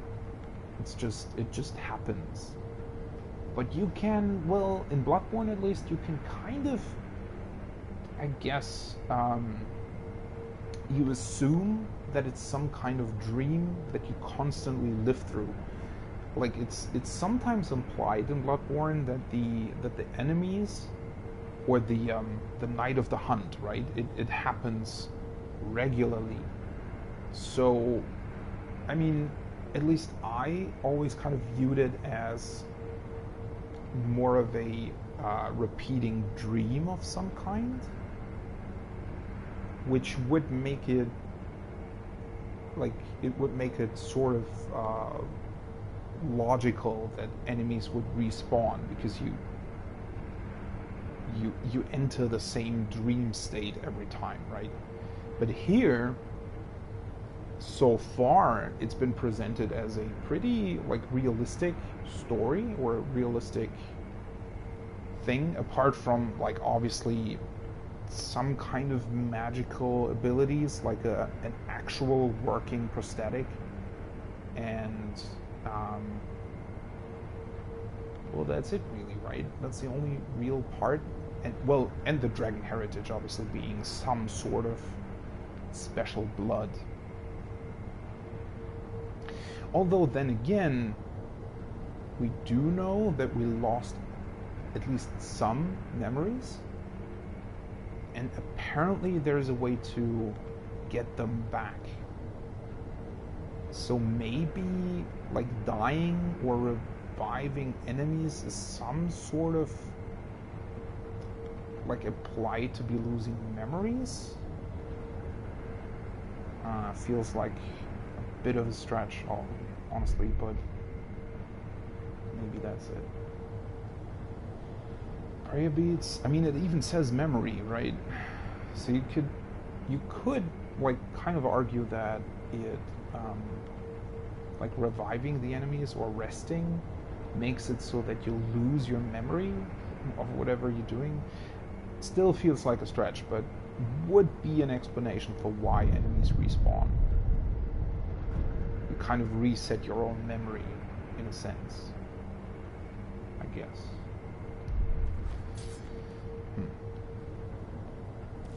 And also, the sculptor's idol. So, is he actually planning something with that? Wait, what the? Where did you come from? You weren't here before.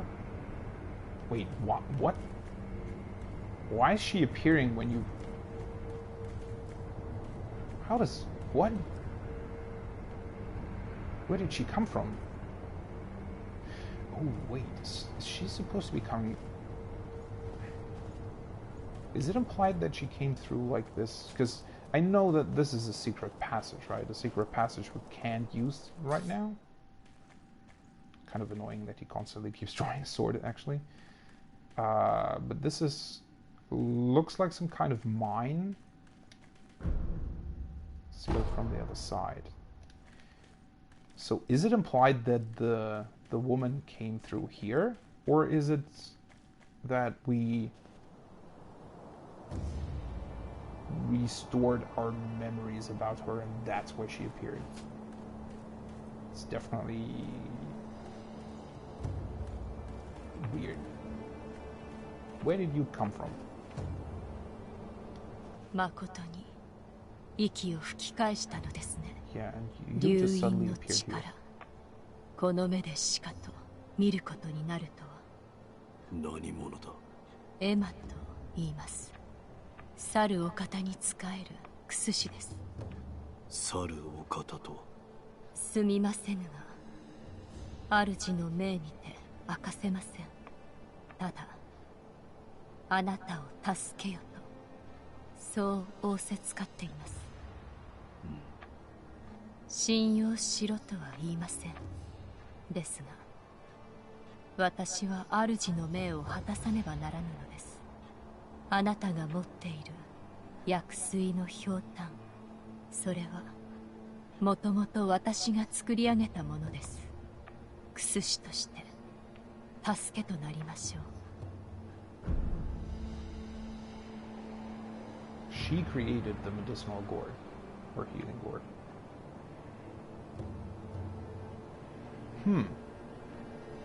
So, she serves a master, but doesn't want to reveal his identity. But we can assume that her master, whoever he is at least like collaborating with Kuro and Ishin, for that matter. Although do we know if Ishin is still alive? I suppose not, right? Because why would we have, like,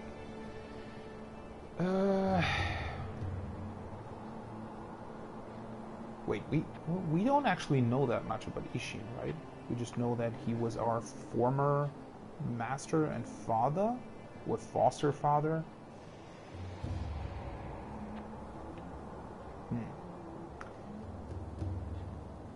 Still doesn't really explain where she came from, though. That's really weird, because the sculptor talked about like a person to the right of the shrine, which I assume is like when you go out of the shrine, the only person you see is the one like at the very small shrine to the right. And Emma is not actually here. And then she just suddenly appears when you are praying on the sculptor's symbol. Why? That just seems weird. She could have just been here from the very beginning, right? Why would she? Because, I mean, she just talked about witnessing us coming back from the dead. Which, by the way, we apparently we know that the dragon's heritage, or the dragon's blood, is able to revive people in some fashion. And apparently we were actually dead when the sculptor found us. That's why he was talking about, feeling like he was dragging a corpse. So we actually came back from the dead, which also means that maybe our memory loss has something to do with that. So if you're coming back from the dead, maybe you do lose some memories, sort of as a what do you call that, tribute? Because of the powers, basically. So yeah, like at least we do have like a reason for why enemies would respawn if you die, because you would lose your memory of defeating them when you resurrect, sort of. このひょうたん、お主が作ったというのか。はい。元はクロ様のために、あなたが譲り受けていたのですね。気づいているかもしれませんが、このひょうたんの薬水はおのずと湧き出します。尽きたとて、少し休めばまた満ちるでしょう。薬師としての助けとは。ひょうたんの種をお持ちください。種だと。はい。薬水はひょうたんの種より湧き出します。新たな種を加えれば薬水の傘が増すでしょう。手に入れたら持ってきてください。わかった。Although, then again, if there are seeds that can restore this water,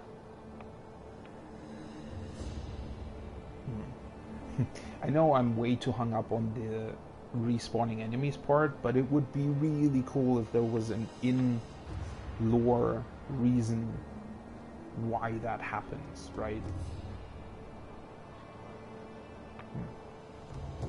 Another physician. 一つ頼みがあります。なんだ。少し顔を見せてください。何？白いあざ。これは生まれつきですか？いや。ならば流因を受けた者に現れるということか。あるいは兆しか。もう良いか。ああ、十分です。無礼をしました。すみません。ではまた。So, as we assumed, or the assumption was correct that the dragon's heritage has something to do with the gray part on our face, it does seem more of like a symptom to me rather than anything else. Because it appears to be spreading, right? Because Kuro definitely had like strands of white hair, but it wasn't nearly as prominent, and it wasn't on his skin as well. Whereas Wolf does have it on his skin. So I think it just grows larger the older you get, or at least it seems like it does. This looks very beautiful as well, by the way, the sun. I also really like the color palette of this game.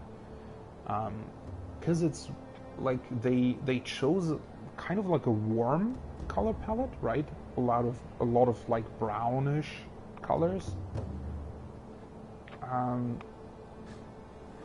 while also having it like in a winter scenario, which is, I think, kind of uncommon. Like most winter scenarios are more like a bluish gray, but this brown really looks really good. And it's, at least from this, like this part of the world, and if you also consider that the reservoir appeared to be kind of empty, it definitely seems to be autumn, right? So we are just moving into winter season, basically, and the snow just began to fall, and you know, the mountain ranges become more and more snowed in, and probably like the mountain passes will become unpassable like in a couple of weeks or something, which is a really cool setting.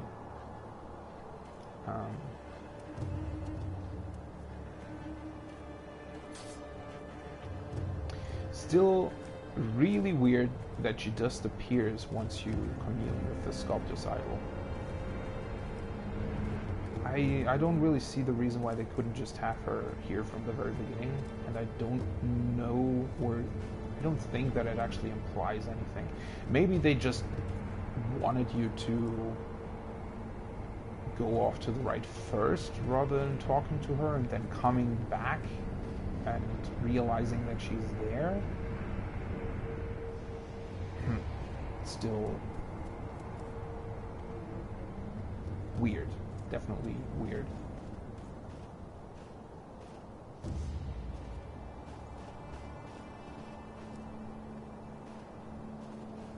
And then we have this small shrine to the side, which again, really interesting that there is like a big shrine that was obviously at some point visited by a lot of people.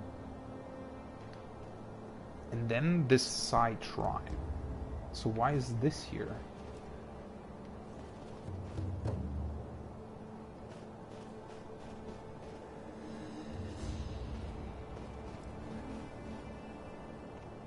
The offering box. And another statue.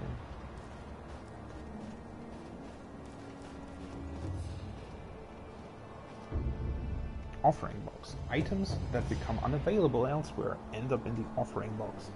When the box is illuminated, it means an item has found its way inside. Items can be obtained by inspecting the box and offering money. So I assume if an enemy drops like a key item or some sort of important item, it will probably be here at some point. But you may have to pay a fee if you don't pick it up normally. Holy shit, I just thought he was a skull, but he just has some kind of mask. He actually doesn't look that old. He looks kind of kind, right? Like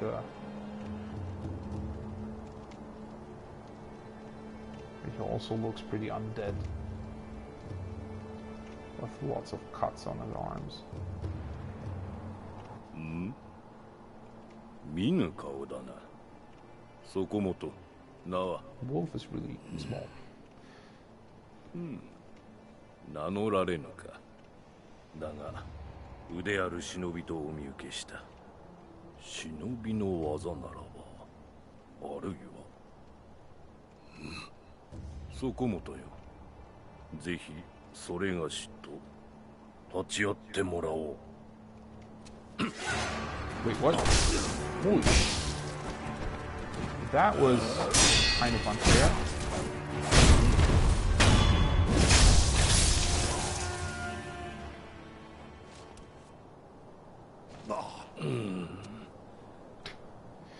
Standing up like a zombie. So he wanted me to kill him? そこもとの立ち筋、見事なものであった。それがしをかように従前に殺した者、そうはおらぬ。お主は何だ？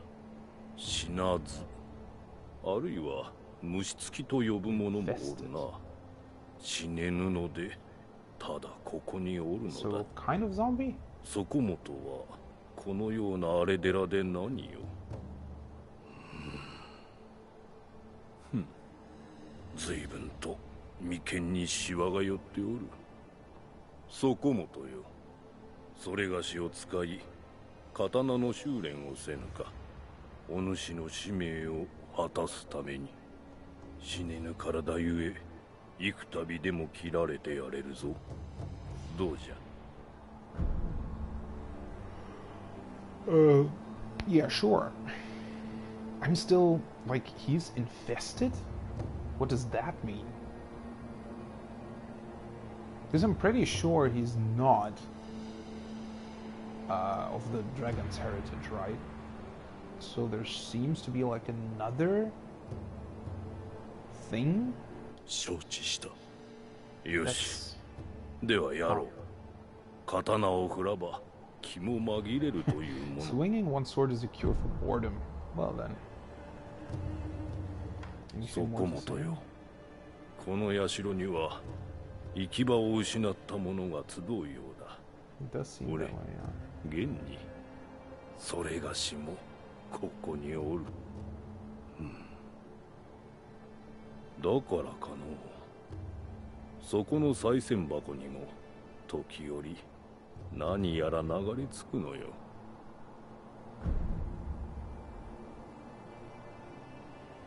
That's why things make their way into the offering box, because people who have nowhere else to go gather here. Seems like a very weird connection. Well, let's see. Tax, deflect, stuff. Yeah. Alright. Sword attacks. Shinobi aims to break an opponent's posture, attacking an enemy's one-way. Shinobi death blow. Yeah, that's the same thing the first two players played with, right? Oh, right.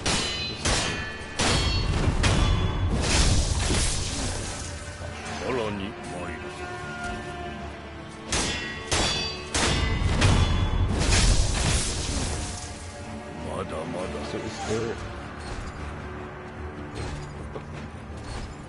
that's something else. L2 does nothing. So currently we only know about the R1.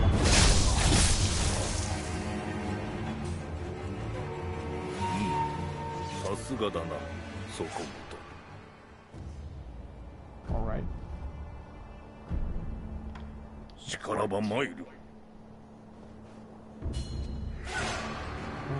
Deflecting an enemy damages their posture. Alright.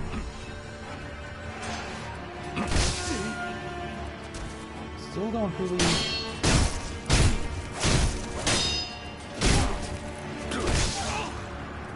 Still don't really get the...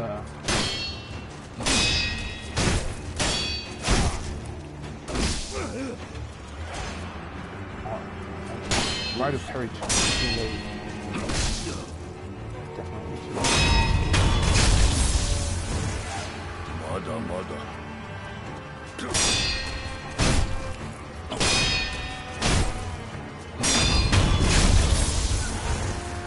I mean, once you're kind of in the rhythm of things, it does work, but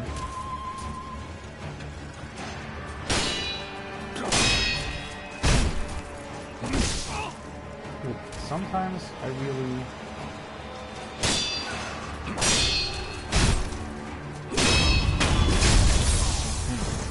Because I felt that last one should have been too late. I mean, that's always... I always struggle with, like, timing things like these. But,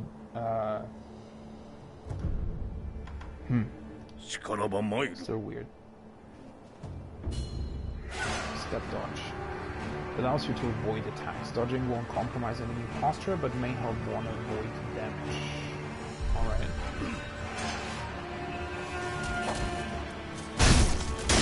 And then you can counter.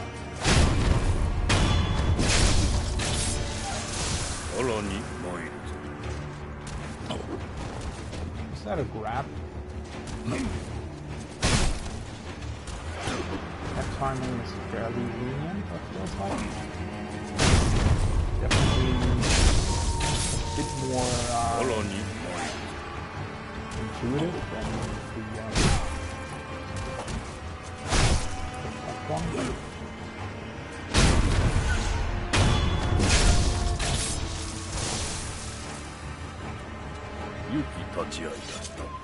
Alright.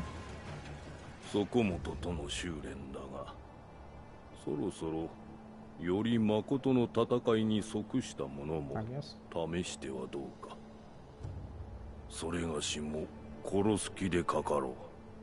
そこもとの修練としてもその方が好ましかろう。どうした？なぜそこまで？半分は退屈しのぎ、もう半分はそうじゃな。そこもとの眉間のシワを取ってやりたいのよ。さあ、良いからやるぞ。Alright. Let's do that then. Free combat fundamentals. では、行くぞ。承知。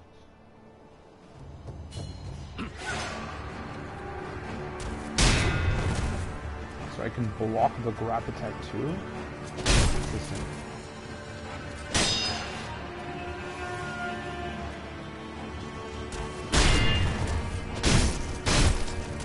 I can either dodge or block.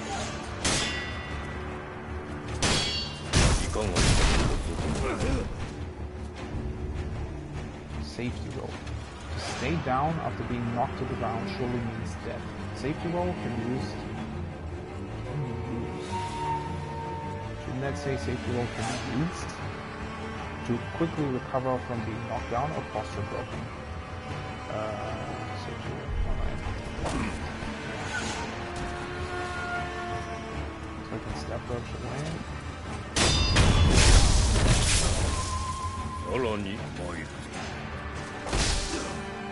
Again, it feels like that should have deflected his attack. And I also... I think you're definitely supposed to dodge his grab, but you can deflect it.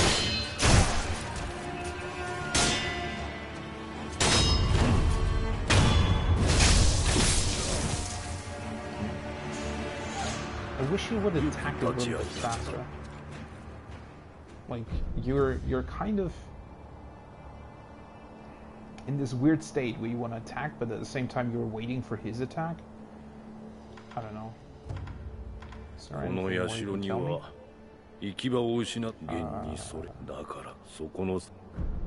Yeah, I already know that. And these three things I already did.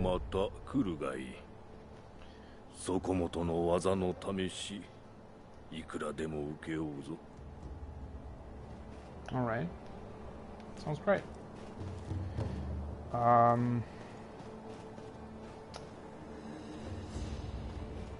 Will be interesting to see whether or not we actually gain something from doing that. Like, if at some point the tutorials give you some kind of item or something.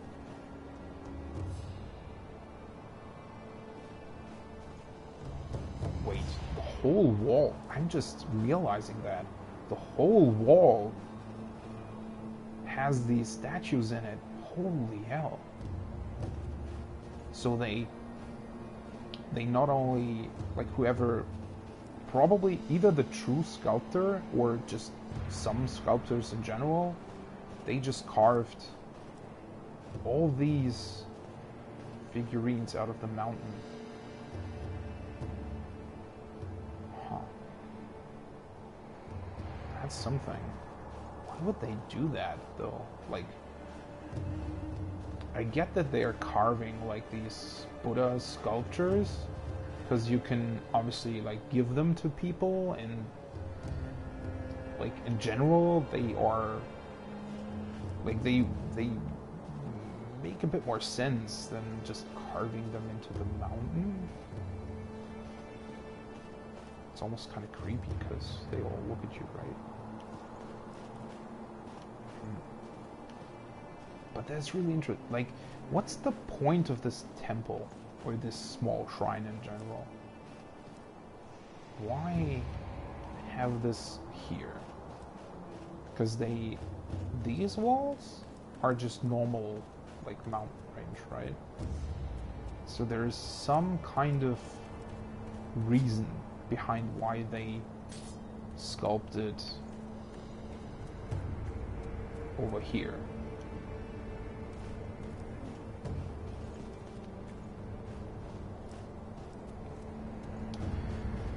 Well, let's refill our health.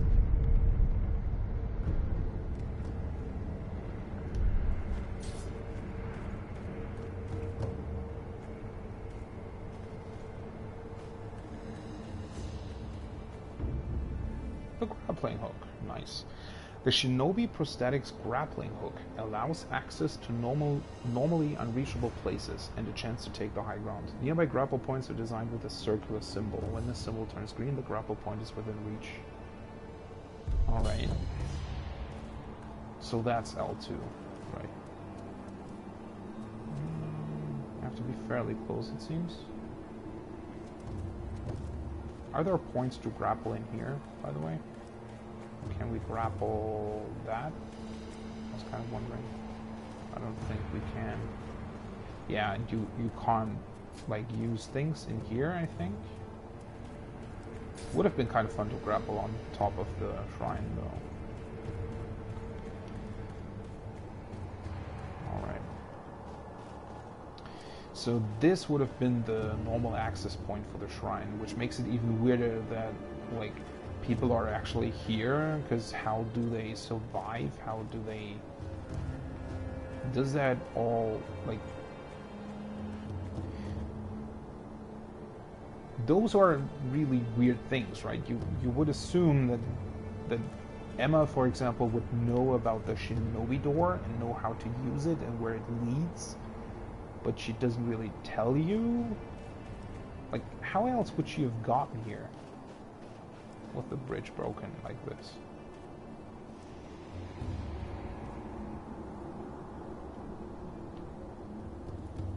then the path leads off to the right, not the left. So we are definitely not moving the way the shrine would have normally led you, right? The normal access point for the shrine. Fun. But it seems to be quite cold already, right? Judging by the ice that's built up on that mountain. Although, then again, they built up normally when it's around 0 degrees, right? Because that's when the water is sort of melting, but at the same time it's also freezing. But that's definitely the mountain pass that normally would lead to the shrine. And we are moving, well, not exactly in the opposite direction, but definitely in another direction. So wherever we're going is not necessarily the place people would come from when visiting this temple. And we can also grapple back, apparently. It's a really cool mechanic. It's also very fluid and fast. Oh, great. That's sort of... You definitely have to get used to that, right? Because most games nowadays don't require you to push an extra button to actually hang on to the latch, but I'm kind of glad they do it here.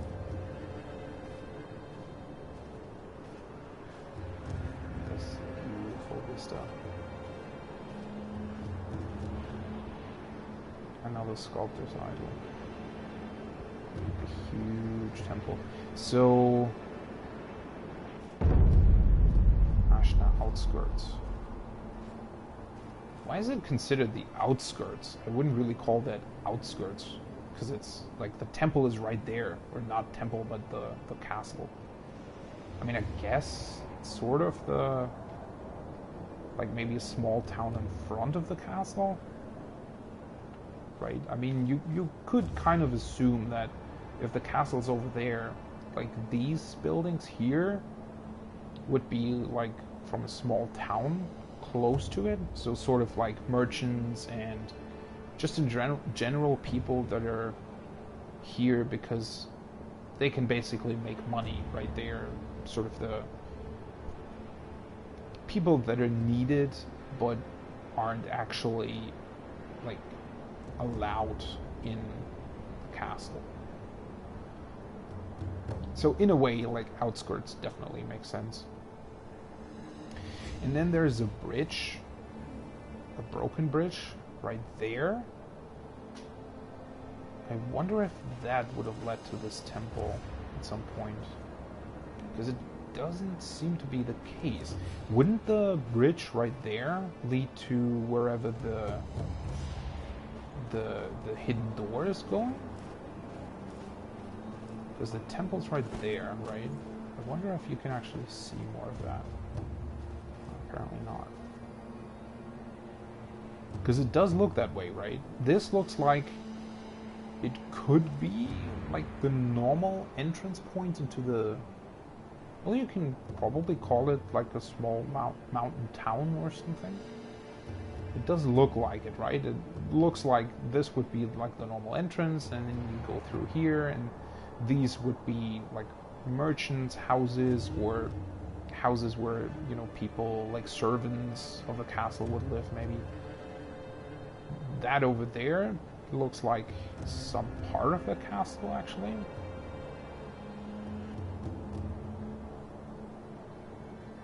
But then the bridge would definitely would kind of be, you could assume that it would lead to like a normal path out of the castle and to, you know, civilization, I guess. Which begs the question, why don't they repair the bridge? So, well, to be fair, a castle like this high up in the mountains, would normally probably be self-sustainable, at least partly, because apparently, especially through the winter period, like a couple months, you would have to survive without outside access. So maybe the bridge collapsed like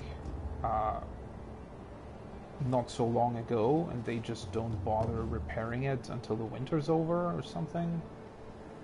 Kind of weird that they would leave a bridge broken like that, because it does seem to be like the main access point of the castle, or the main access point of the normal civilization, basically. So let's see. Let's grapple over here. Yeah, so it does lead to some kind of mountain pass, and judging by...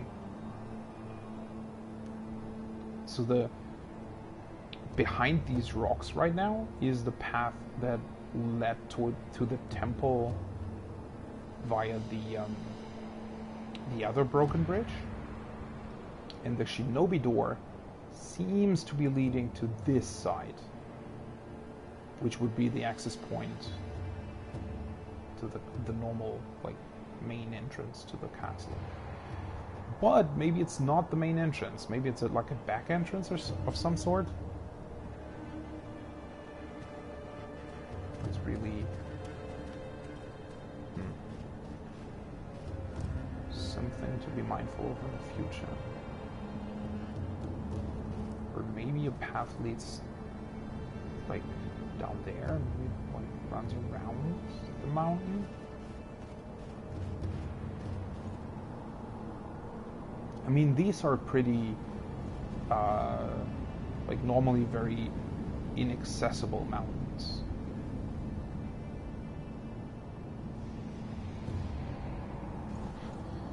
How the hell would that have been built? Although I guess that's the broken bridge right there, right? Not some kind of support structure. Although I'm not really positive on that. Let's see here. Commune with Sculptus Idol. You can now instantly travel between Sculptus Idols that have already been communed with. Travel can be accessed via the Sculptus Idol travel menu. Right, so this is just a quick travel. And you can also rest. Which I need to right now. So this is the main gate. We can grapple down, or we can grapple up there. And there is a person right there. So these are then supposed to be guards of the castle. I mean, you could assume that due to the like winter time, maybe not a lot of people still live here. Maybe they go down the mountain range during winter times, and you know, only the guards and the people like actually needed for the castle's protection remain here. Although that wouldn't really make any sense. Like, why protect the castle at all in times like these? Although then again, they talked about an upcoming war, so maybe they're, you know, looking out for spies or something. I guess that would make sense. But as always, that is one thing. Like, again, in Bloodborne, for example, you are kind of in a dream world, right? And it makes sense in the narrative of Bloodborne that there aren't really any normal people around, but you still find them, right? Especially in the beginning in Yharnam, you find a lot of people that have just that have barricaded themselves in their homes. But they are definitely there. So you get a sense of it being, well, not a normal city, but definitely like people actually living there.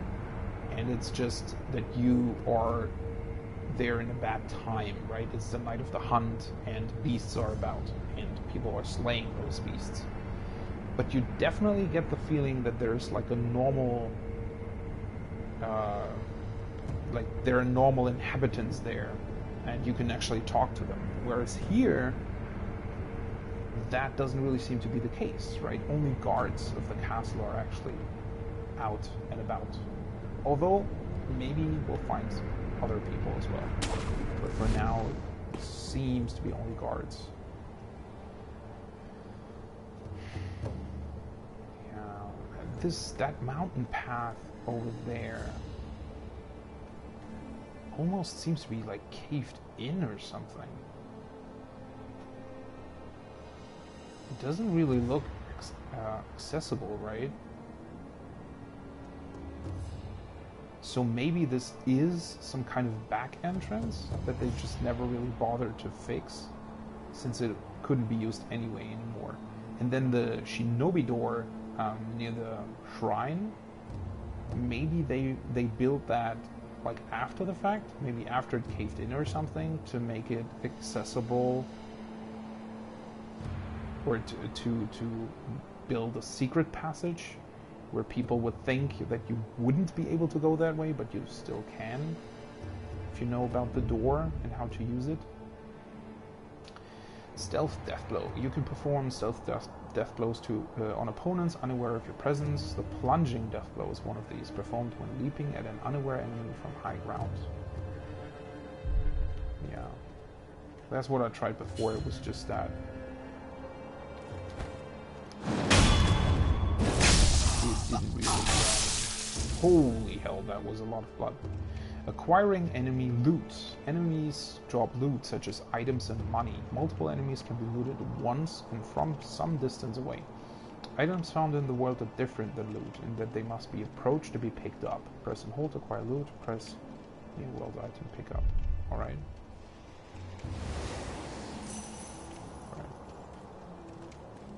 So that's Sen, the currency, right? Because I got the coin purse, which said something about Sen being the currency.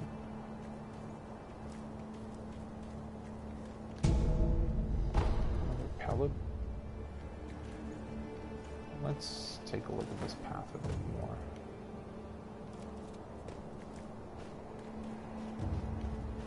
There are a lot of grappling points, and there's another person right there, which I suspected. Yeah, that's definitely inaccessible.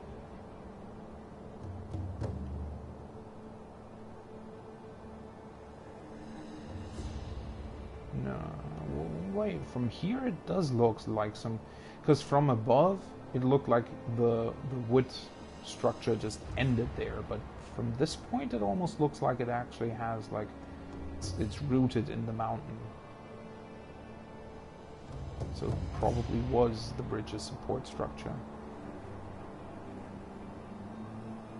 So, is this some kind of back entrance to the castle? I mean, it's a pretty big area, right? So you would assume that there is like a normal... I guess that this is probably some kind of back entrance. Or maybe this is the normal path from... No, wait, the shrine isn't accessible from here. But I do definitely wonder about the shinobi door, and whether or not we'll be able to be on the other side of those rocks later on.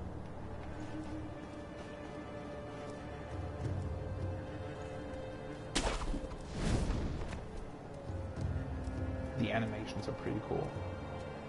Wait, the left side. So we can go over there. Ceramic shard. A piece of pottery that breaks with a satisfying crack when thrown. Throw it at an enemy to draw their attention. Throwing and smashing such pieces made for a popular sport amongst Ashna boys. Even after growing up, they remember the old games well. So it's a game basically teaching you skills that you can later on use as a shinobi. Ceramic shard. So I suppose we have to equip that. Yeah. Would we actually... Wait. Inventory. The homeward idol. Wooden Buddha can be used repeatedly. It doesn't say that you lose anything, by the way. Oh, and I got to next skill point 479. So the 21 was experience that I gained from the enemy that I just killed, I suppose? Interesting. And then you get skill points. You could potentially farm those then, right? Wait, so can I just... How do I use that? Can I just throw it? Yeah. That didn't do anything. Alright, so... I mean, the item description says throw it at an enemy and not just into the world. Okay, what?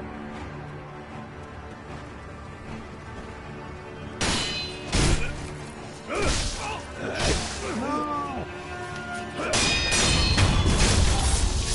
I pushed the wrong button! I pushed L2 instead of L1. That's really weird, because L2 is the, is basically the, well, not blocking, but in Bloodborne you use L2 to attack with your weapon. So I was kind of trying to do that.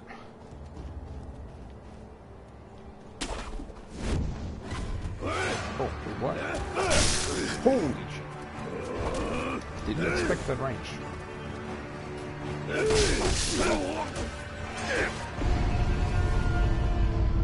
Well, that was quick. Oh, now we get the death.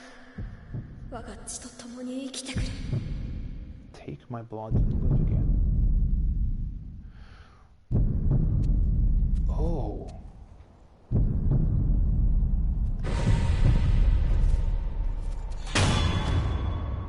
Resurrection. The Divine Heir's blood grants the ability to return from the dead using resurrective power. One charge is always restored by resting at a sculptor's idol. Killing enemies restores additional charges. Resurrection becomes unusable immediately after using it, but killing enemies will make it available again. Alright. But one thing that was very interesting that I think...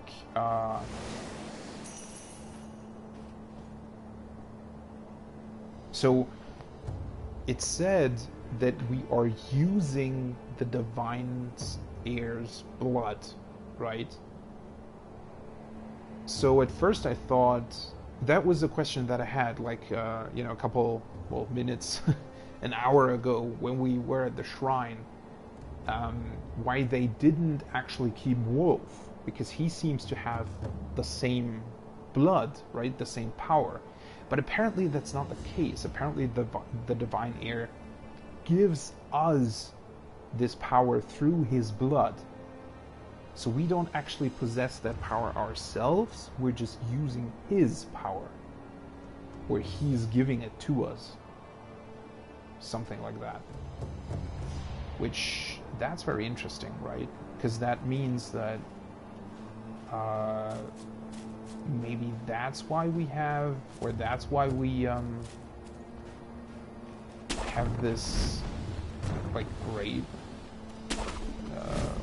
thing going on our head, right? You kind of assume that maybe we...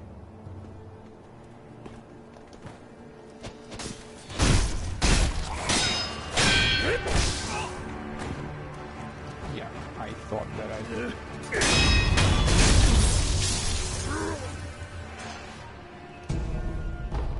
Ceramic shard. Thought I actually killed him. Well, let's heal him. Probably should have used a pellet, but whatever. Wasn't there? No. There's no other person over here, I guess. But an item. Ungo's sugar. Ungo. Sugar candy made in Senpu Temple, sustaining Ungo's blessing. Temporarily reduces vitality damage taken from physical attacks. Bite the candy and take the Ungo stance to impart its inhuman benediction.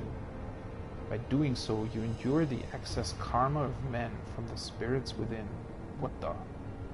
Senpu monks spread this candy across Ashina in honor of her military heroes. So it's made by monks.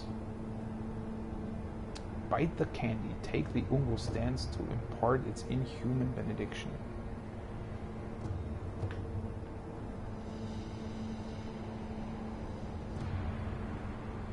Inhuman benediction. So whatever it does is not human. It's not actually, maybe not actually supposed to be eaten by humans, although it doesn't necessarily say that, but it's implied, I think. You endure the excess karma of men from the spirits within. The excess karma.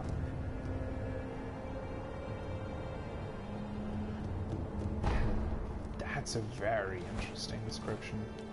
And also a very, like, you can't really take much from it, it feels like.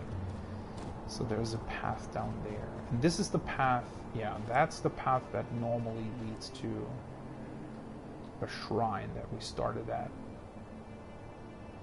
But it doesn't really, like, it does almost look like it just loops around this mountain rather than going down the mountain. But maybe we can see more on that side over there. Can we actually see how long it takes to get our resurrection back? I don't think so, right? It's just blacked out. I kind of expect to have a double jump for whatever reason. It's kind of weird. I guess let's go down. Oh, no. So that part definitely ends there. There is no connection to that rock. So the path over there has to, it doesn't loop around, instead it has to go down somewhere, which is really interesting because, I mean, that means that the shrine we started at is part of this mountain range, but doesn't really seem to be connected to the castle, or at least not from this point, which is a really weird way. So that means that I suppose the path over there, that one would probably loop around, but then again, that doesn't actually make sense either. Or that path maybe loops around so much that it connects back to this one. That could make sense. Although, then you kind of have to ask yourself why they would build such a huge bridge over there instead of just connecting it here. The geography here is weird. It doesn't really make sense to me. That's really weird.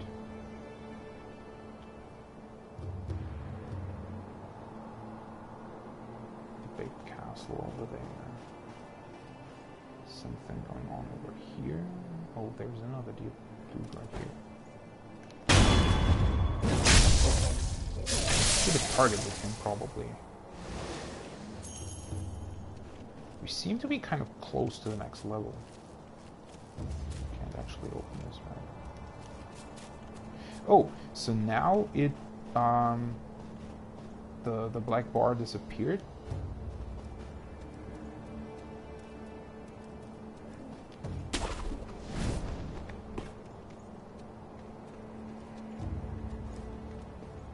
He actually sees us. That's interesting. Can I go around this path? Yeah, you can. Oh shit.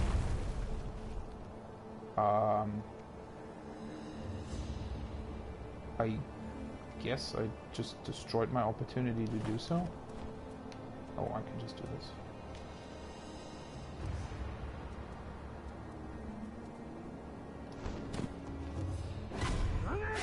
Wait, what the fuck? Where the fuck did he came from?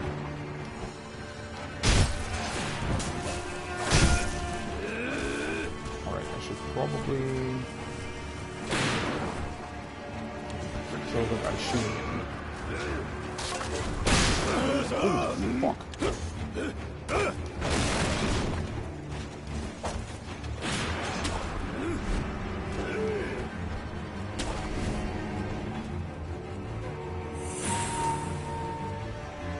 Whew, that was almost bad.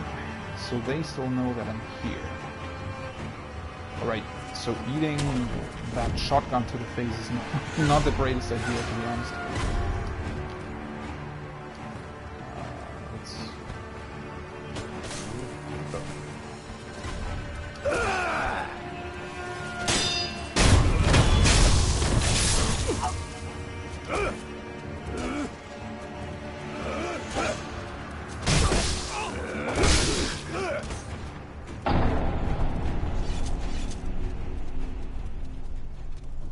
Yeah. Holy hell. Stealth effect. Enemies have a harder time detecting you while you're crouching, ledge hanging, or hugging walls. Loss upon death. Experience toward the next skill point and current sen in hand are halved upon death. Everything lost is gone for good.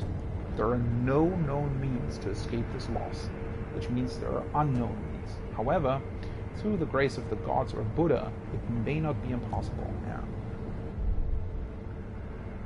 Alright. So you lose half. But I still have the resurrection. Alright, so I need to be much more careful.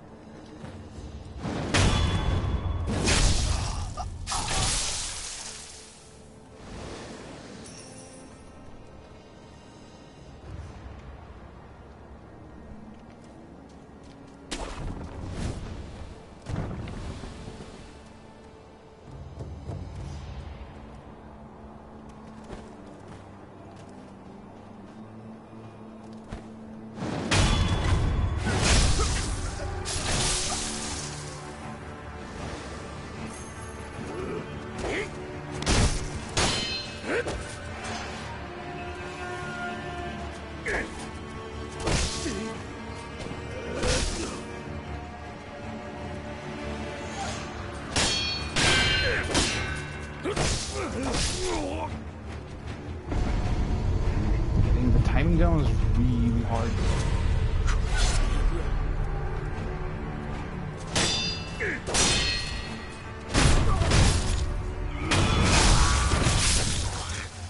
Sometimes it seems incredibly easy and then it seems incredibly hard.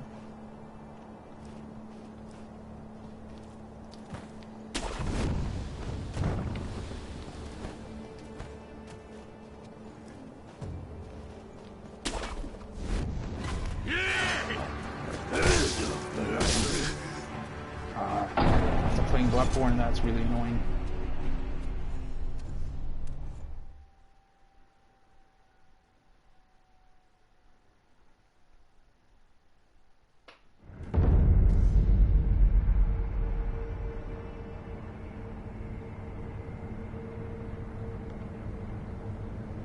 You asking me if I am blind? I mean, I can ask you if you're an idiot, but it doesn't really do anything for both of us, does it?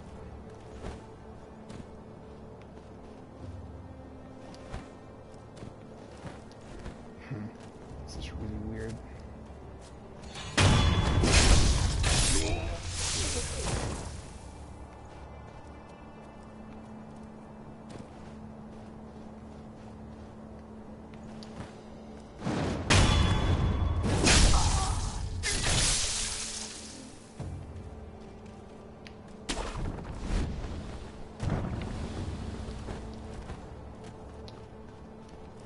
Where is the second guy? There he is.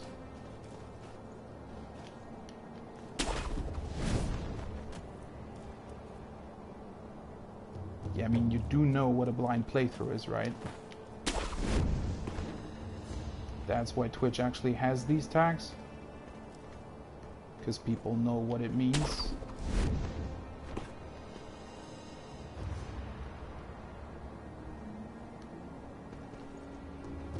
Right.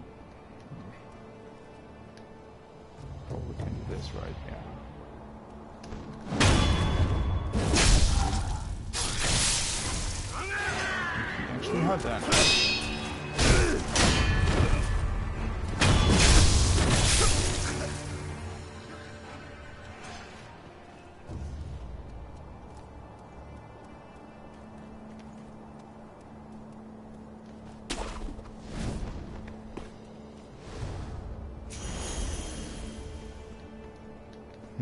I would kind of like to... It doesn't really make sense that it's not automatically picking up the loot.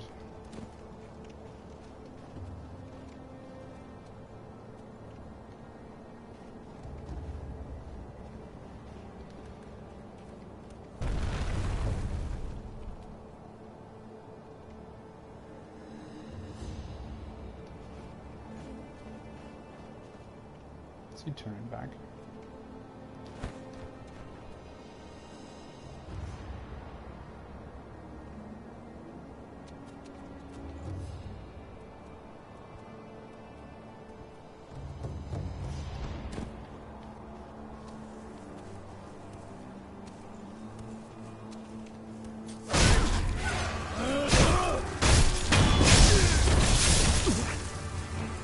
Didn't work well.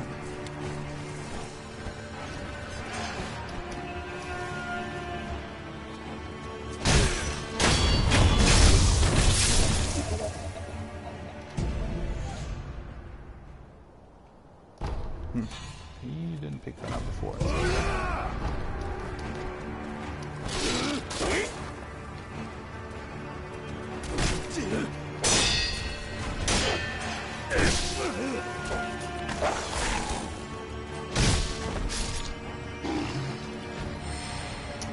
hate that you have to lock onto this. Can you actually deflect attacks without being locked on?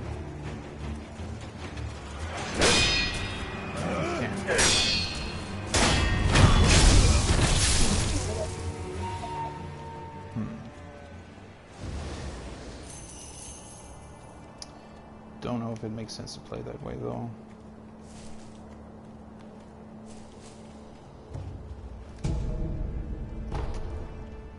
Another one of these.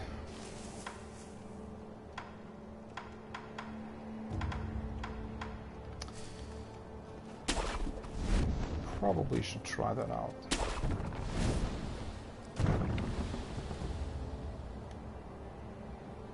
Wasn't there another guy? No, I don't think so.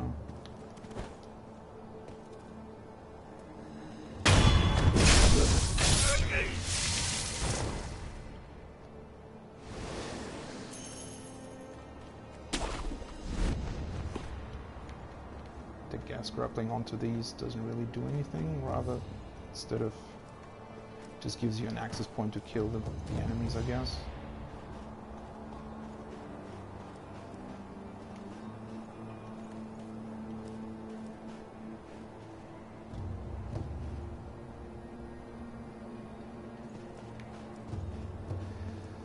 Let's drop down over here.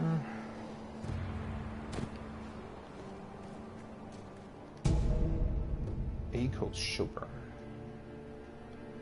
Sustaining Aku? I guess Aku would be the pronunciation of that, right? Boosts attack power for a time. Bite the candy, take the Aku stance.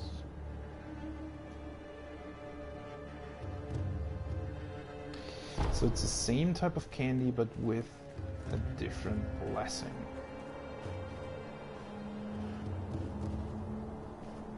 Which begs the question,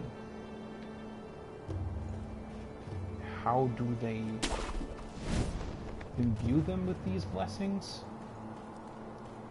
And who are the people they're named after?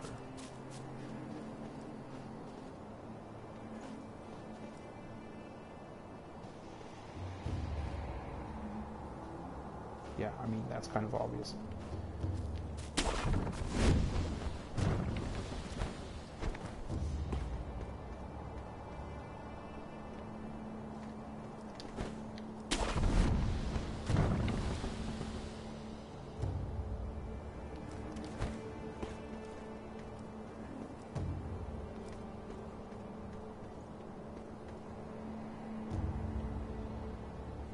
So there was a dog down there.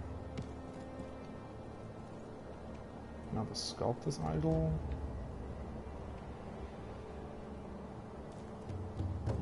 And nobody else here. Doesn't seem to be the case.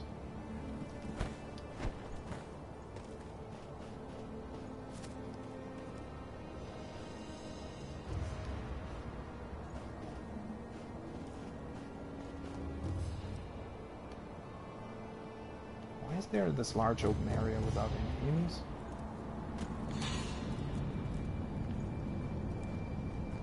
Ah, there he is.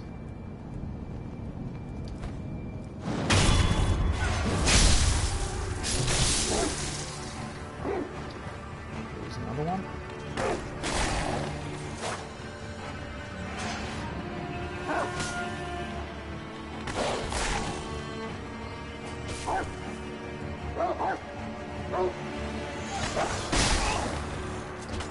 That's a weird dodge timing.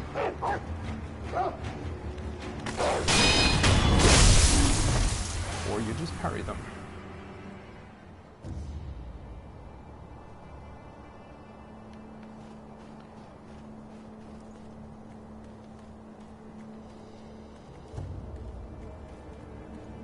Yeah, I know that, but it's a blind playthrough, so I don't want to know.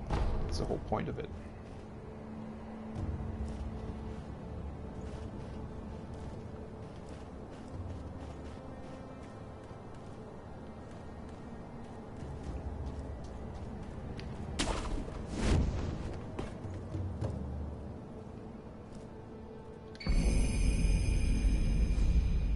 What is this? Mechanical device made by the mechanical genius Dogen. He was also mentioned in the prosthetic tools item description, I think. Can be fit into the shinobi prosthetic to become a working prosthetic tool. While it is palm-sized, a surprising number of shuriken can fit into the shuriken wheel. As the edges were designed for stacking, a fine example of what can be achieved when one matches mechanical finesse with a shinobi's talent. So it's an actual... it's a wheel that the stars are fit on? Oh, that's one of the guys we saw at the beginning. Shinobi's tools, they won't be giving them to the sculptor. Yeah, that's what we talked about. Traveling by sculptor's idol. So I guess I should do that. Try that out.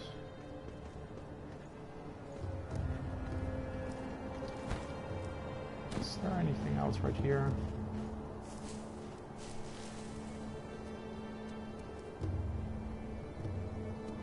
Doesn't seem to be the case.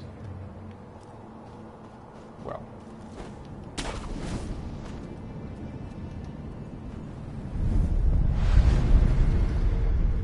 Let's travel to the shrine then. I guess I'll stop there for now. Dilapidated temple. I'm still calling it shrine, but I guess temple is the same thing.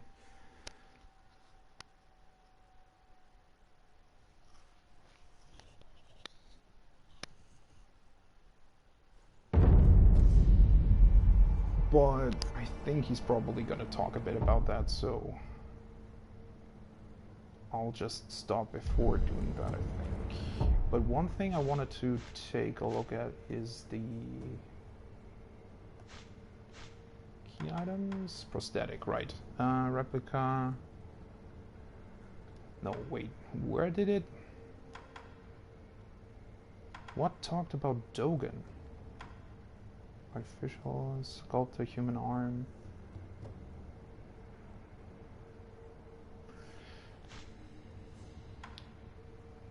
Oh, right, on the healing gourd. So Emma is the apprentice of Dogen. Dogen was a doctor. But he was also a mechanical genius? Well, that's interesting. I guess I'll find out next time. let's quit for now. And